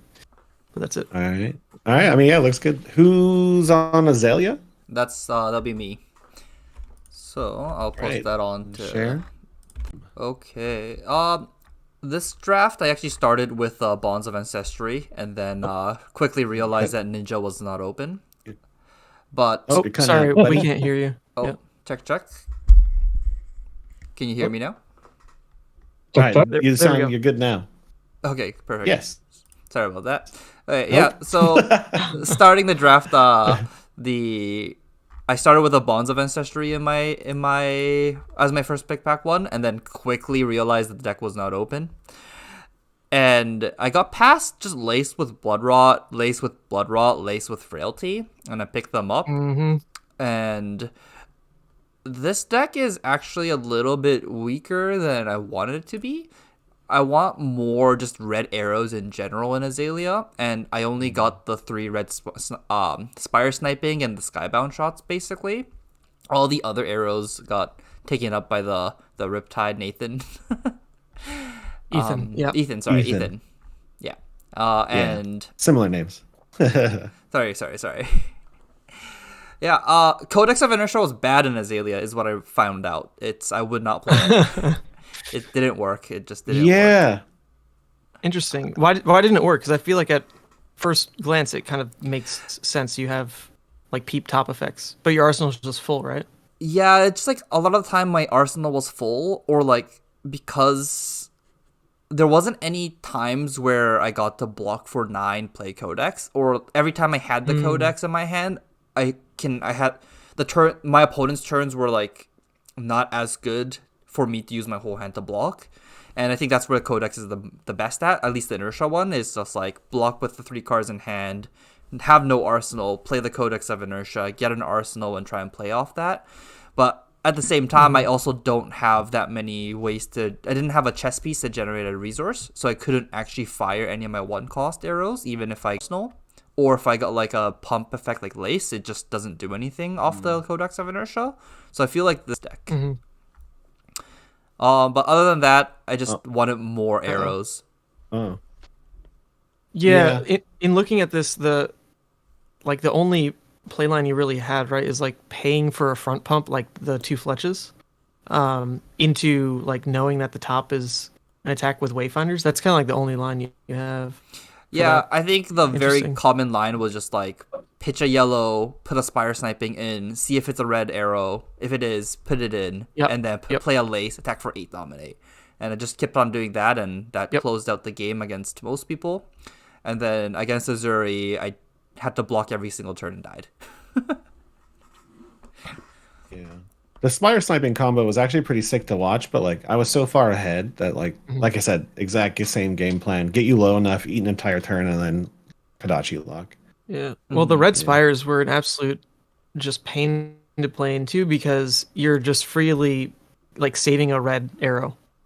Yes. You know, just like at no cost to you, right? Like you're loading the red arrow and then you save the red arrow.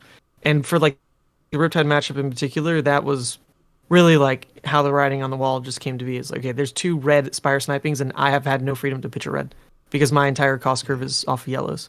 So I'm getting outvalued that way. Like we every caught time. you at the very end of the game playing a rabble with no cards left in deck, which was kind of the sickest thing I've seen in a while. I didn't even think about that. Oh yeah, that's intentional.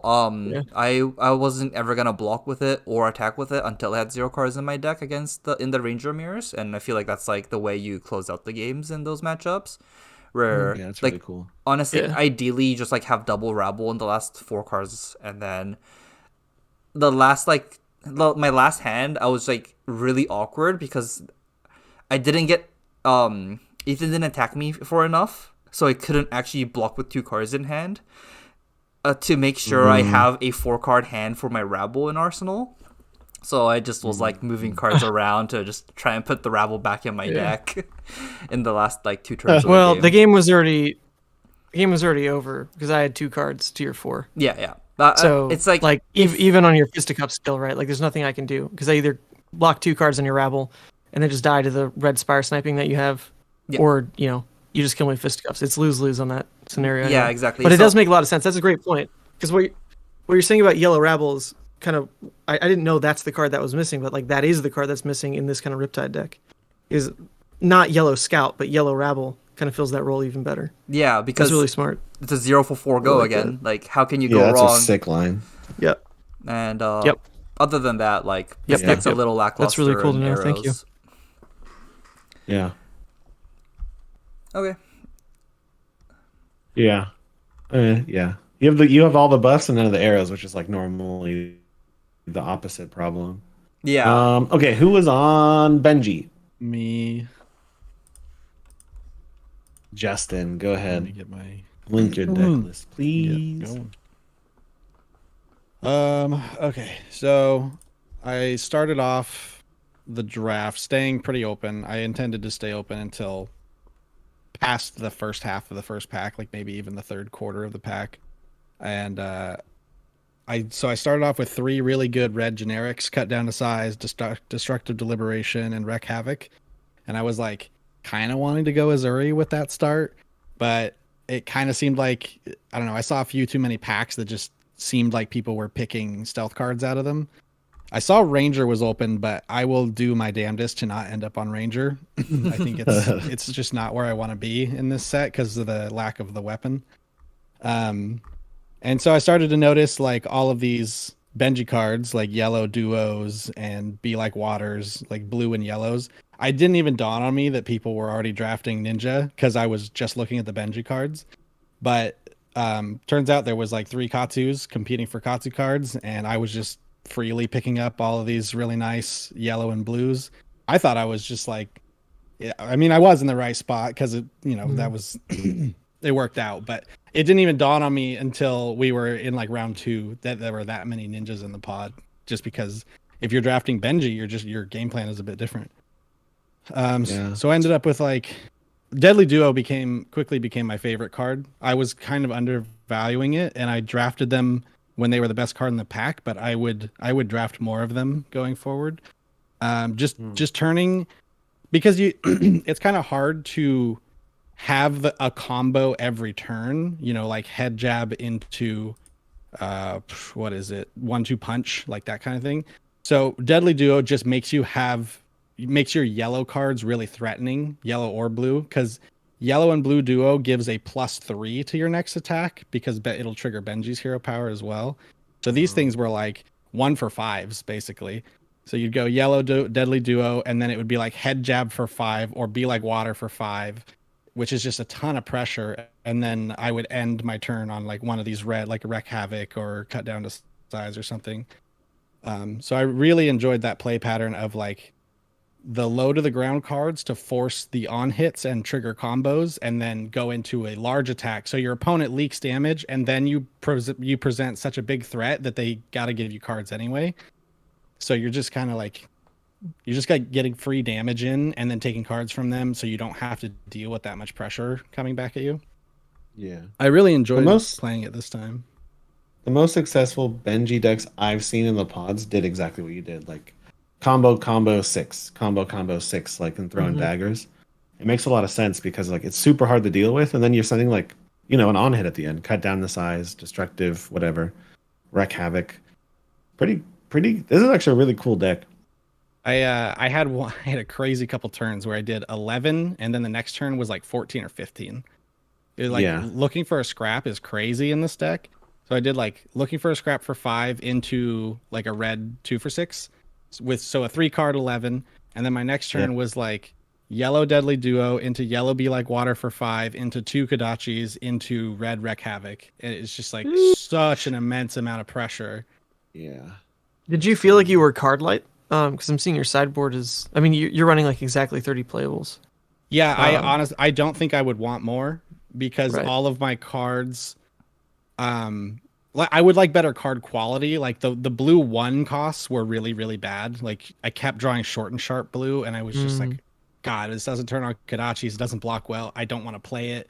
So that was pretty bad. But I don't think I would go. I don't think the game is ever going to go to fatigue. I start with 17 health, and I present unblockable damage pretty frequently. So I think I just want my best cards that trigger my combos and end on big attacks. I don't think I have a reason to go over 30. I don't think it's ever going to come down to fatigue. And did you end up 2-1 or 1-2? 2-1, yeah. 2-1. Okay, that's a great thing to keep in mind. Actually, then that if you're kind of floundering, you can pivot to Benji late, and just like be happy at 30. Interesting. One thing to know that is mostly just theory right now, but I think you don't want to focus too hard on the unblockable damage. Because unless it's Riptide, I think maybe against Riptide you want to like block with your big attacks and just get unblockable damage in on him. But against everyone else, they're gonna present too much pressure on you for the most part, like daggers and on hits and anything with go again and attack reactions. I think you'll take too much damage when you're just presenting like 2-2-2, right? So I think you need a good mix of like small jabs into a combo, and then or like try to cap with like 2-2-6, 2-2-5, so that they feel pressured to give up cards. Yeah. You don't want them to have you don't want them to 5-card hand you every single turn cycle. Mm-hmm. Yeah. 17 life is a pretty big hurdle to overcome. That's right. Did you go first or second in your games? across So the three? round one. Do you remember, Andrew, which one of us went first? I think you did. I think that's right. But and then round 2 I went second. Interesting. And then round 3 round 3 was the only one I chose. I chose to go first. Yep. But then it backfired because I didn't draw anything that could get in free damage. Like I didn't have any 2 go agains or 1 go. So I had to awkwardly like pitch some red cards and Kodachi and try to just make my next hand better. And then he hit me pretty hard. I honestly think going second might be better. Despite like the idea of having these unblockable cards. And so like it's like what am I going to do with tempo if my opponent doesn't block? But like I said, I think you want to get your opponent to block. So I still think the tempo turn might be the right play. Yeah, I could see that. Free damage is nice, but like it's just catching you up to your deficit. Yeah, and then they hit you really hard, and you don't have a lot of 3 blocks to work with, so you could fall behind really quickly. I'm kind of leaning towards going second is better. Yeah. Okay. Across the board, whoever has draft experience, could you speak to going first versus second? Because in my little headcanon, Benji does want to go first. Like Fatigue Riptide wants to go first, but pretty much everyone else wants to go second. I actually prefer to go right, first almost every time. I don't know why, but like, so against Ranger, it's clear I don't want to get dominated. So Azalea, I don't want to let go first. Benji, I don't really want to let go first. Riptide has traps, so I don't really love the idea of them getting a free trap on turn 1 to give me a blood rot that I'm not ready to deal with. And then like, I think there's enough combat tricks in this format where it's like dagger ? 3 ? Like you can chip a lot of damage in turn 1, and then like even Arachne, right? You play your first, if you get a dominate card turn 1, that's damage, just free damage. And your cards block really well, so it's like I'll take my 3 damage for free, and then I'll throw a hand at whatever you got. I'll put a card in arsenal, and then I'll take my tempo turn. I don't know. That's my personal idea. So go ahead. So my feeling on Benji going first, like the dream is that you get like maybe 4 damage in under their blocks. Yeah. But then what happens is like if they can turn their like 4-card hand into like 10 damage, Benji can't really block. So then he kind of has to eat that, and then he's at 7. And it's like, okay, then I get to throw my next 4-card hand at them. And like that better be, the last 16 points of damage, or you're going to be forced to block with a bunch of 2 blocks. I think Benji actually gets into a lot of trouble going first. Yeah. Interesting. Yeah, I think Benji's one of those in special Sealed, cases. You want to go first. You want to go second with Benji, I think. Just like because your cards don't block in Benji, unless you have 3 blocks and a lot of 3 blocks, you just can't go. You can't go first with Benji. You just fall too far behind getting attacked first. He just doesn't have enough life to actually realize the +1 damage effect on his ability when he's going first. Yeah. He'll What you like die in 2 described swings. Is exactly what happened in my match against Nathan. I went first. It was kind of awkward. I got like 1 damage in because he decided not to block the second Kodachi in case I had something bigger coming. And then I arsenaled, and then he hit me hard. And then, yeah, exactly that. I was like way far behind in life. I did have a good turn where I threatened like 10, 11 damage, but I was so far behind it didn't matter. Like he could just take it all and dagger me to death if he wanted to. Are you ever making like sideboarding decisions based on first and second? Like, because in Sealed, I actually prefer to go first every time because everyone was just running a pile. So if I can, just go first and eat 4 cards for like my 2, Yep. like I'm just gonna make that choice. That feeds into the same thing I was talking about. Like in my head, as a mostly Azuri so far, I'm getting free cards out of your deck with daggers. I'm getting free cards out of my deck with my hero reaction, my hero ability, and I might chip you. So in my head, like, I don't see the downside, but that's as Azuri, I guess. Yeah, Zuri plays like 2 or 3 card hands well, so she's fine taking the turn 2 crackback. Yeah. Interesting. Interesting. I hope I remember all this in the morning. Well, I have it all recorded. True. Yeah. Nice. And then I think our final hero is Katsu, which we apparently had a lot of, right? A lot of ninjas in this pod. So, you guys want to share your thoughts? Who wants to link their deck? Well, I'll just start. Mine's less of a Katsu deck, it's more of a generic dot deck, to be honest. Okay. Yeah, so I started off really open. Like, I think my first 3 picks were Humble, Seek Horizon, and Feisty Locals. Seek Horizon, by the way, I freaking love that card. It's a chain ender. Like, I don't... the go again text is rarely relevant. It's really just, you do your thing and you end with a 0 for 4. Yeah. And I'm a huge fan of that. And then what was happening was that those first few picks, I was noticing that there were decent Ranger cards in there, but not so great Ninja cards. And then I think pick 4, I noticed there was the headpiece for Ranger and like 2 red arrows. So I was like, I would like to go into Ranger, but I think I've passed good Ranger cards, and there's no way I take a Ranger card from this pack and not send someone else into Ranger anyway.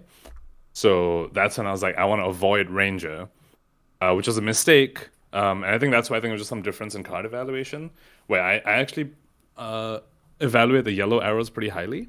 I think yellow spy sniping and like... Because like both Rangers work off yellows, so it's like you can pitch the yellow as a resource, and when he comes back, it's still a threat. So I saw them wheeling, and by then it was a bit too late, and I was like, oh, I should have been in Ranger. But yeah, so that was like the messy thing that happened. I was trying to be into Benji because I had like 4 blue 1/2 punches. So I was like, it'd be sick if I could go into Benji. That's where they all went. Yeah. I have like 5 blue block 3s that cost 0, like 1 back heel king, like 4 1/2 punches. So I was like feeling all right to be a ninja, and specifically Benji, but then I just didn't find any of the starters because it looks like Justin got all the starters. I will point out, come to fight is nuts. Yeah. I was surprised those were wheeling as well, because especially against assassin, it's like the spiders bite you, and you're like, I don't care about this debuff because here's my come to fight, and like that was really handy in my game against Sam. You have a very interesting deck. Yeah, this really is generic. That totally This is sucks. generic. There's like deck. 5. There's like 5 ninja cards in this deck. Yeah, you took you sucked them all down, dude. That's what I was looking for, all these 2/6s, and I was like, why have I not seen any? It's because you ate them all. Actually, feel like you were really close to just having the best fatigue deck. You have a lot of unplayables in the sideboard, but like, this is the kind of shell that supports just Kodachi. Yeah, and I think just blocking Kodachi. I think my game against Clay, like my game against Sam, kind of came down to that Kodachi locked him and then he ran off cards. The game against Clay, actually, I think it was really close. Like, it was the Shorin Sharp ending, like, which I actually could have played around, but even if that didn't happen, it's like I think I may have run him out of cards as well. So it was, I don't know, it didn't feel terrible. It's just not a Katsu deck. It could be anything. The Kodachis are important, actually. The Kodachis are very important. Infectious Host. It's actually good. I mean, it's 6. Of all the generics you're missing, it's like if you had Spring Load, I think you just win. Like you win a game you lost. Like you're just missing Spring Load to really fit the like generic Kodachi plan, and yet you somehow have every other generic. Yeah. Also, Red Brush Off is also on that. It's again another card that lets you ignore spiders bites. It's really nice. Yeah, you did a lot of ignoring of spiders bites against me. It was very, very frustrating. I'm always stressed out to play a brush off because I've been like spiked or short and sharped on an attack before and just been blown out. Yeah, that's true. That's one scary thing is attack reactions nullify that entire card. Also, when I drew 2 of them against Ethan, like when I tempo, and then I can't use 2 of them to block 6, so then it was terrible. I think Destructive Deliberation is the most cracked card in this set. It's good. Dude, I've been playing it in Redline Dromai. I don't know if that's like a real thing, but Ponder is so nuts when your entire deck is red. Yeah. That it's like almost worth actually playing this card. You can basically stick anything in there, and you're like, cool. Yeah, for real. I mean, it's a 5-card hand again. You get your playoff, you flame call, get your Phoenix, whatever, destructive, chain ender, and like if you just loop that, it's nuts. I don't think it's actually good, but it's been fun. You got really good generics. Humble's really cracked. Destructive Deliberation is cracked. You got all of the come to fights. The rainbow down feisty and locals. dirty. Woo. And in Katsu is really nice because you Kodachi and then you 2 for 6 instead of just 2 for 6. So you get a 2-card 7. And especially if you have come to fights, like I think, I don't know who it was against, I did a 9 damage humble. Like it was red come to fight humble. Oh, yeah, Yes. that was me. I just eat the whole thing. Yeah. This is, Yeah, you did a red come to fight feisty locals against me. That certainly did not feel good. oh yeah, this was Kodachi come to fight feisty locals. It's like, oh my god. It's like, Yeah, it's that so was good. ass. Come to fight's a really good card. Like blue that and was red, ass. I take highly. It's Okay. What about the rest of the Katsus? Do you feel kind of similar? how do I you can feel? go. I think I got Yeah, go some ahead. unique input here. Um, So that's my deck.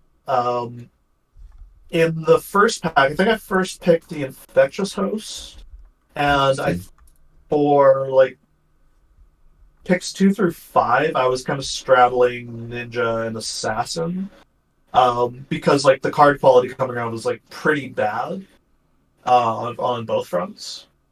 I passed some good Ranger cards, but I already passed like I think like pick 1 and 2. I passed like 2 rare pumps, and I was like pretty scared of going into Ranger after that point because I was just gonna kill my pack 2 coming around. Then pick 5, a red Surging Strike came around, and I thought, oh, okay, if this has gone this late, Katsu must be open. And I like for the rest of that pack went quite well. I was like setting up like a lot of bonds infrastructure, got lots of blue zeros, and like pretty happy with the blue zeros in this deck. And then pack 2 also went pretty well. I think I opened Bonds of Ancestry, and I got a pretty late spinning wheel kick, which I think is like a very good card in Katsu. And then pack 3 was just apocalyptic. Like nothing went right for me. I wound up with like 70% of a good deck, and I think basically pack 3 was completely to blame for that. Bro, it's crazy. You have no head jabs. We've only seen 1 head jab across. So what is it? Yeah, 4 we were- ninjas now? What the We were This hell? is- talking about Well, it. very Head few jab head seems jabs. to just not show up. for It some doesn't reason. exist in this format. It does not exist. Is It's that's- not real. Is that a draft fab thing? No, it's a real No, box that's thing. in real I boxes too. have drafted the several hell? times, and I've seen 1 or 2 head jabs at the table in blue. Is It's stupid. It's just insane. So in this set, Ravenous Rebel, Seek Horizon, and Head Jab don't come in foil, I think, right? And come to fights, they don't come in foil. Yep. Oh, that could be it. Yeah, but still, we saw at least 4 red Seek Horizon. I think 5 across all our yeah, decks so and a far. shitload of come to fights. I've seen those in like there- Yeah. actual packs and stuff. 3 too. blue come to fights here. There was like 2 more blue come to fights in the other deck. and Yeah. 5. Yeah. Yeah, it was the same thing over the weekend. Dan Rakowski was like dying for fucking red come to fights. He was just asking the table, like, please, just send them to me. I need them. I legit have seen a head jab shortage in person too. So like last weekend we had like 3-4 draft games, did not see head jabs, and then my 2 pre-releases, no head jabs in my packs. There are 6 blue come to fights across these decks so far. I think I might have missed one. I can't 8. 8? Oh, I haven't clicked through all yet. Oh, there's 7. Package alone has 5. No, I have 3 blue ones. specifically. Oh, blue. There's I have blue, 5 blue. come to fights and 3 blues. there's 7 blues though alone. Sure, which is yeah. crazy. That's Yeah. nuts. If you guys like go crack a case and then you actually like divide all the cards by commons, rares, and all that stuff, like you'll see some really crazy things, like how some cards are way overprinted and some cards are very rare. It's very the weird. lack of head jabs is very good to know if that's real. Here we go. Andrew has two head jabs. So there's 3 total. Yeah. Yeah. That's still nothing though. The cycle of common assassin ranger traps, I think those are harder to get as well. Yeah, they're pretty rare. Mm. The pile, like at the end, the piles of like those traps was super small. The head jabs was super small. Ranger pumps was pretty small comparatively, but a lot of those are rares, so that makes sense, especially in these like 1 rare packs. Oh my god, yeah. Yeah, and so like your rares can basically not exist. So like in my opinion, there's certain times where Ranger just doesn't work. Yeah, someone literally DM'd me while we're playing, and they told me Riptide is unplayable. You're just gonna get fatigued by everyone. But then I fatigued Flip. But it did feel too true. Like I only was able to play Riptide that way because I was fed Ranger. If I was truly not able to add like an extra 2 cards in my deck, then Riptide was actually unplayable. I would have I just wouldn't have a win con. Yeah. That's I so think gross. Riptide's hard to get. I think Riptide's really hard to get to work because, like, the mirror by itself is almost enough of a reason not to play him. That's fair. That's fair. You both just you point will, at each you other. will absolutely draw. Yeah, you point at each other. You both do 6 damage. You both trap each other, and then you're stuck at the end just pointing at each other. Still, you know. I also think that if you think that'll play... make? Go ahead. No, please. Oh, I one of the main reasons I won't draft Riptide is because, or Ranger in general, is because if a good assassin player just like goes for that fatigue plan, you know, their daggers sap your block, you know, all your 3 blocks. Yep. Like Rangers block pretty well if you draft a lot of those arrows, but like they'll sap that value from you, and then in the end they have a weapon and you don't. Yeah. Yep. Is Clay the only person? It's almost hurl? like. Sorry, Sorry, what? No, go ahead. Oh, it's almost like if you draft Give and Take, force Riptide, and otherwise don't. Yeah. Yeah. Like, there you go. Your end game is just get them low and have a Give and Take in your deck. Otherwise, you can't play them. Yeah. Or get his really busted traps and then just laugh as you hemorrhage your opponent's deck before their eyes. Yeah. Oh, that's fair. Like pull a collapsing, you play Riptide. Mm-hmm. Yeah. I think you're is this the only hurl we had? Because hurl is a cracked card too. I didn't see That was one. good. Yeah, that's rare. Yep, I didn't see one either. Yeah. Hurl, especially the red one. I'll take any color hurl. Yeah, blue hurl is insane. I've been very happy to. Yeah. So good. Okay, and what about the other Katsus? Any other closing comments? I drafted early. I went for the short and sharp, keep myself open with the reacts because that card is very good. But I had a very hard time getting my Kodachis to work overall. I did not get the blue zeros I needed, by and large, or at least they weren't coming up when I needed them. So, I mean, looking over this deck, there's actually a fair number of them in there. That was just I had several turns where I wasn't able to do the Kodachi thing. Okay. Yeah, I feel like you need I've heard that a couple 8 times. or something. Like 7 to 8 zero cost to actually consistently Kodachi, like most turns. Yeah. Actually, so smart to start with short and sharp. I forgot it's a hybrid. Oh my god, and You triple can- spring load. Well, that's what Yeah, Punkage was missing. that was what I was doing early. You can see I was going short, sharp, and spring load. Yep. And then because you can always default to dagger, spring load, or whatever, right? So, That's super smart. That's pretty good. It's really good. well, it didn't work. I went 0-3. So, Well, I mean, it only works The if you have the theory. zero cost, right? You can't Kodachi spring load if you don't have the blue zero cost. So that's, Yeah. Also, I guess It's fair. four brush. but up at the also time, you could kinda do stands out. assassin too, right? Because Oh, it yeah, was, true. you know, True. yeah. So That Yeah, brush off. You got stuck with some roughies down there, like blue freewheeling. That card is. it's really dangerous to not have enough blue zeros or just zeros in general. That even just certain turn cycles, even if there's a lot in the deck, just certain turn cycles, you draw that blue 1. I had turns where like I had like a 0 cost go again and a spring load or something. I don't know. I had a couple turns where there was a spring load I wanted to drop and I couldn't because like I couldn't pitch a card to Kodachi and get my other cards out as well. Like I couldn't empty my hand because I could not utilize my Kodachis because the card cost 1. Good old Reinar problem. I have too many cards in my hand. Random discard will kill me right now. Yeah. Okay. I mean, this is sick. I think that's it, right? That's all the heroes. So we can wrap up now. It's kind of Wait, so what was the final count? 3 Katsu. 3 Katsus, a Benji, and Azalea, Riptide, and Arachne, and Azuri. Interesting. so the first time I've seen Ninja overdrafted. Actually. But yeah, but looking at the list, we probably looking at the card pool overall, it looks like it should have been one more Ranger. And 1 fewer Ninja, for sure. Yeah, one fewer Ninja. I don't really see too many extra assassin cards in people's sideboard, which is kind of odd. It's like a lot of Ranger. Yeah, there Yeah, wasn't- even I had an extra Ranger card. Yeah. I did too. Yeah, Yep. yeah. Interesting. Yeah, I did- do. How many of each class do you think a table supports? Like, I actually think you can't have more than 2 ninjas. Like, That's 3 how I ninjas is a feel. little pushing it. Yeah, 2 ninjas is like it's like the Dromai of the previous set. Where it's like you don't want Yeah. more than 2 at the table. I think it's weird because like I think Assassin supports the most, right? And it's because of the color differentiation, right? Arachne works on reds, Zeri works on blues and 6s, and if they both recognize that, they can survive. Yeah. And they have the most Good job. cards. So I think that's the most, like you could probably have 3 a table and still be pretty like I had 38 playables.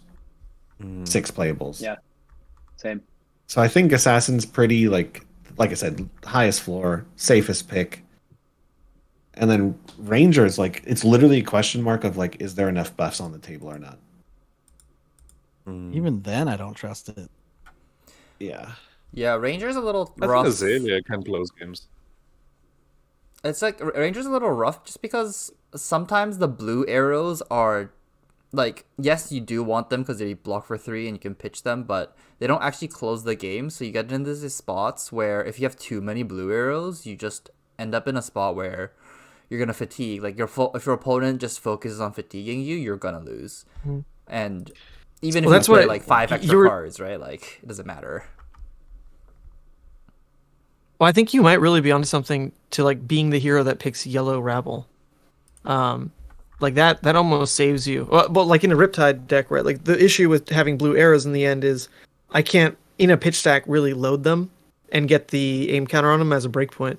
But if I was taking yellow rabbles, then I actually like could set up the last hand of like yellow rabble, load blue arrow, like shoot for 4 and have like a 4-card 12 closer. Yeah. Like that seems pretty good.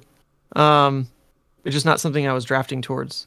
I wouldn't have thought about yellows in general. I was always drafting heavy red, heavy blue, because like that's just how my brain's programmed to work. Like from the other heroes I play. So drafting a lot of yellows makes a lot of sense because you'd rather have reds and yellows. You don't need 3 pitch every turn. Yeah. I feel like when I see a yellow arrow and a blue arrow in a pack, and I'm like leading ranger, I'm in ranger, I'll take the yellow. Yeah, I never did that. I was always. I'm not a ranger player, so it makes sense. Yeah. I mean, Riptide at least gives you some easy picks. Like some of the traps are just in yellow, right? Like you definitely see a lot of the yellow arrows, and if you can shoot those for 5, they feel really good. I just didn't go out of my way to draft other yellows, which now I've learned to do. It's really cool. Interesting. That is cool. Yeah. The set is so complicated. At the end of every draft, I'm like, I figured it out, and then we talk, and I'm like, I don't know what the fuck's going on. There's actual Well, I just don't- archetypes. Like, I don't that's the think thing. anyone can explore everything for Pro Tour. I mean, there's 6 heroes. There's like 3 different ways to really try to build them. Oh yeah, no, I each- already have actually. I've Oh, never mind. You're right. Yeah. yeah. Well, you can talk to me, Ethan, if you want. We can do a little Yeah. coaching sesh. Dude, I'm $350. I'm trying- I'm showing up in LA in 2 days, and you won't be there. What's going on? Actually, I dude? will. Ghost me. Spoiler alert! I'm gonna be here now. Wait, you are? You didn't message Yeah. me back. You didn't? No, I didn't. What are you talking about? I asked if you wanted to hang out in LA. You said I you said I weren't gonna wasn't be there. Oh, this is because then this is as of yesterday. Oh, as of yet. Okay, we'll talk. Cool. That Offline, changes offline, things. I might have to. offline. Yeah, I might have to pack a deck then. All right. Okay. I mean, while you guys are here, is anybody interested in doing this next week, or you want to do it in 2 weeks? I'm good next week. I'll be in San Diego all next week. Can we, So can we do Wednesday? sure. So for me, I'm definitely in 3 weeks. I'm definitely in. The next 2 weeks I have work. But I might be. I just don't know what my work because I'm an actor. I got cast in a thing, so I just haven't been given my schedule yet.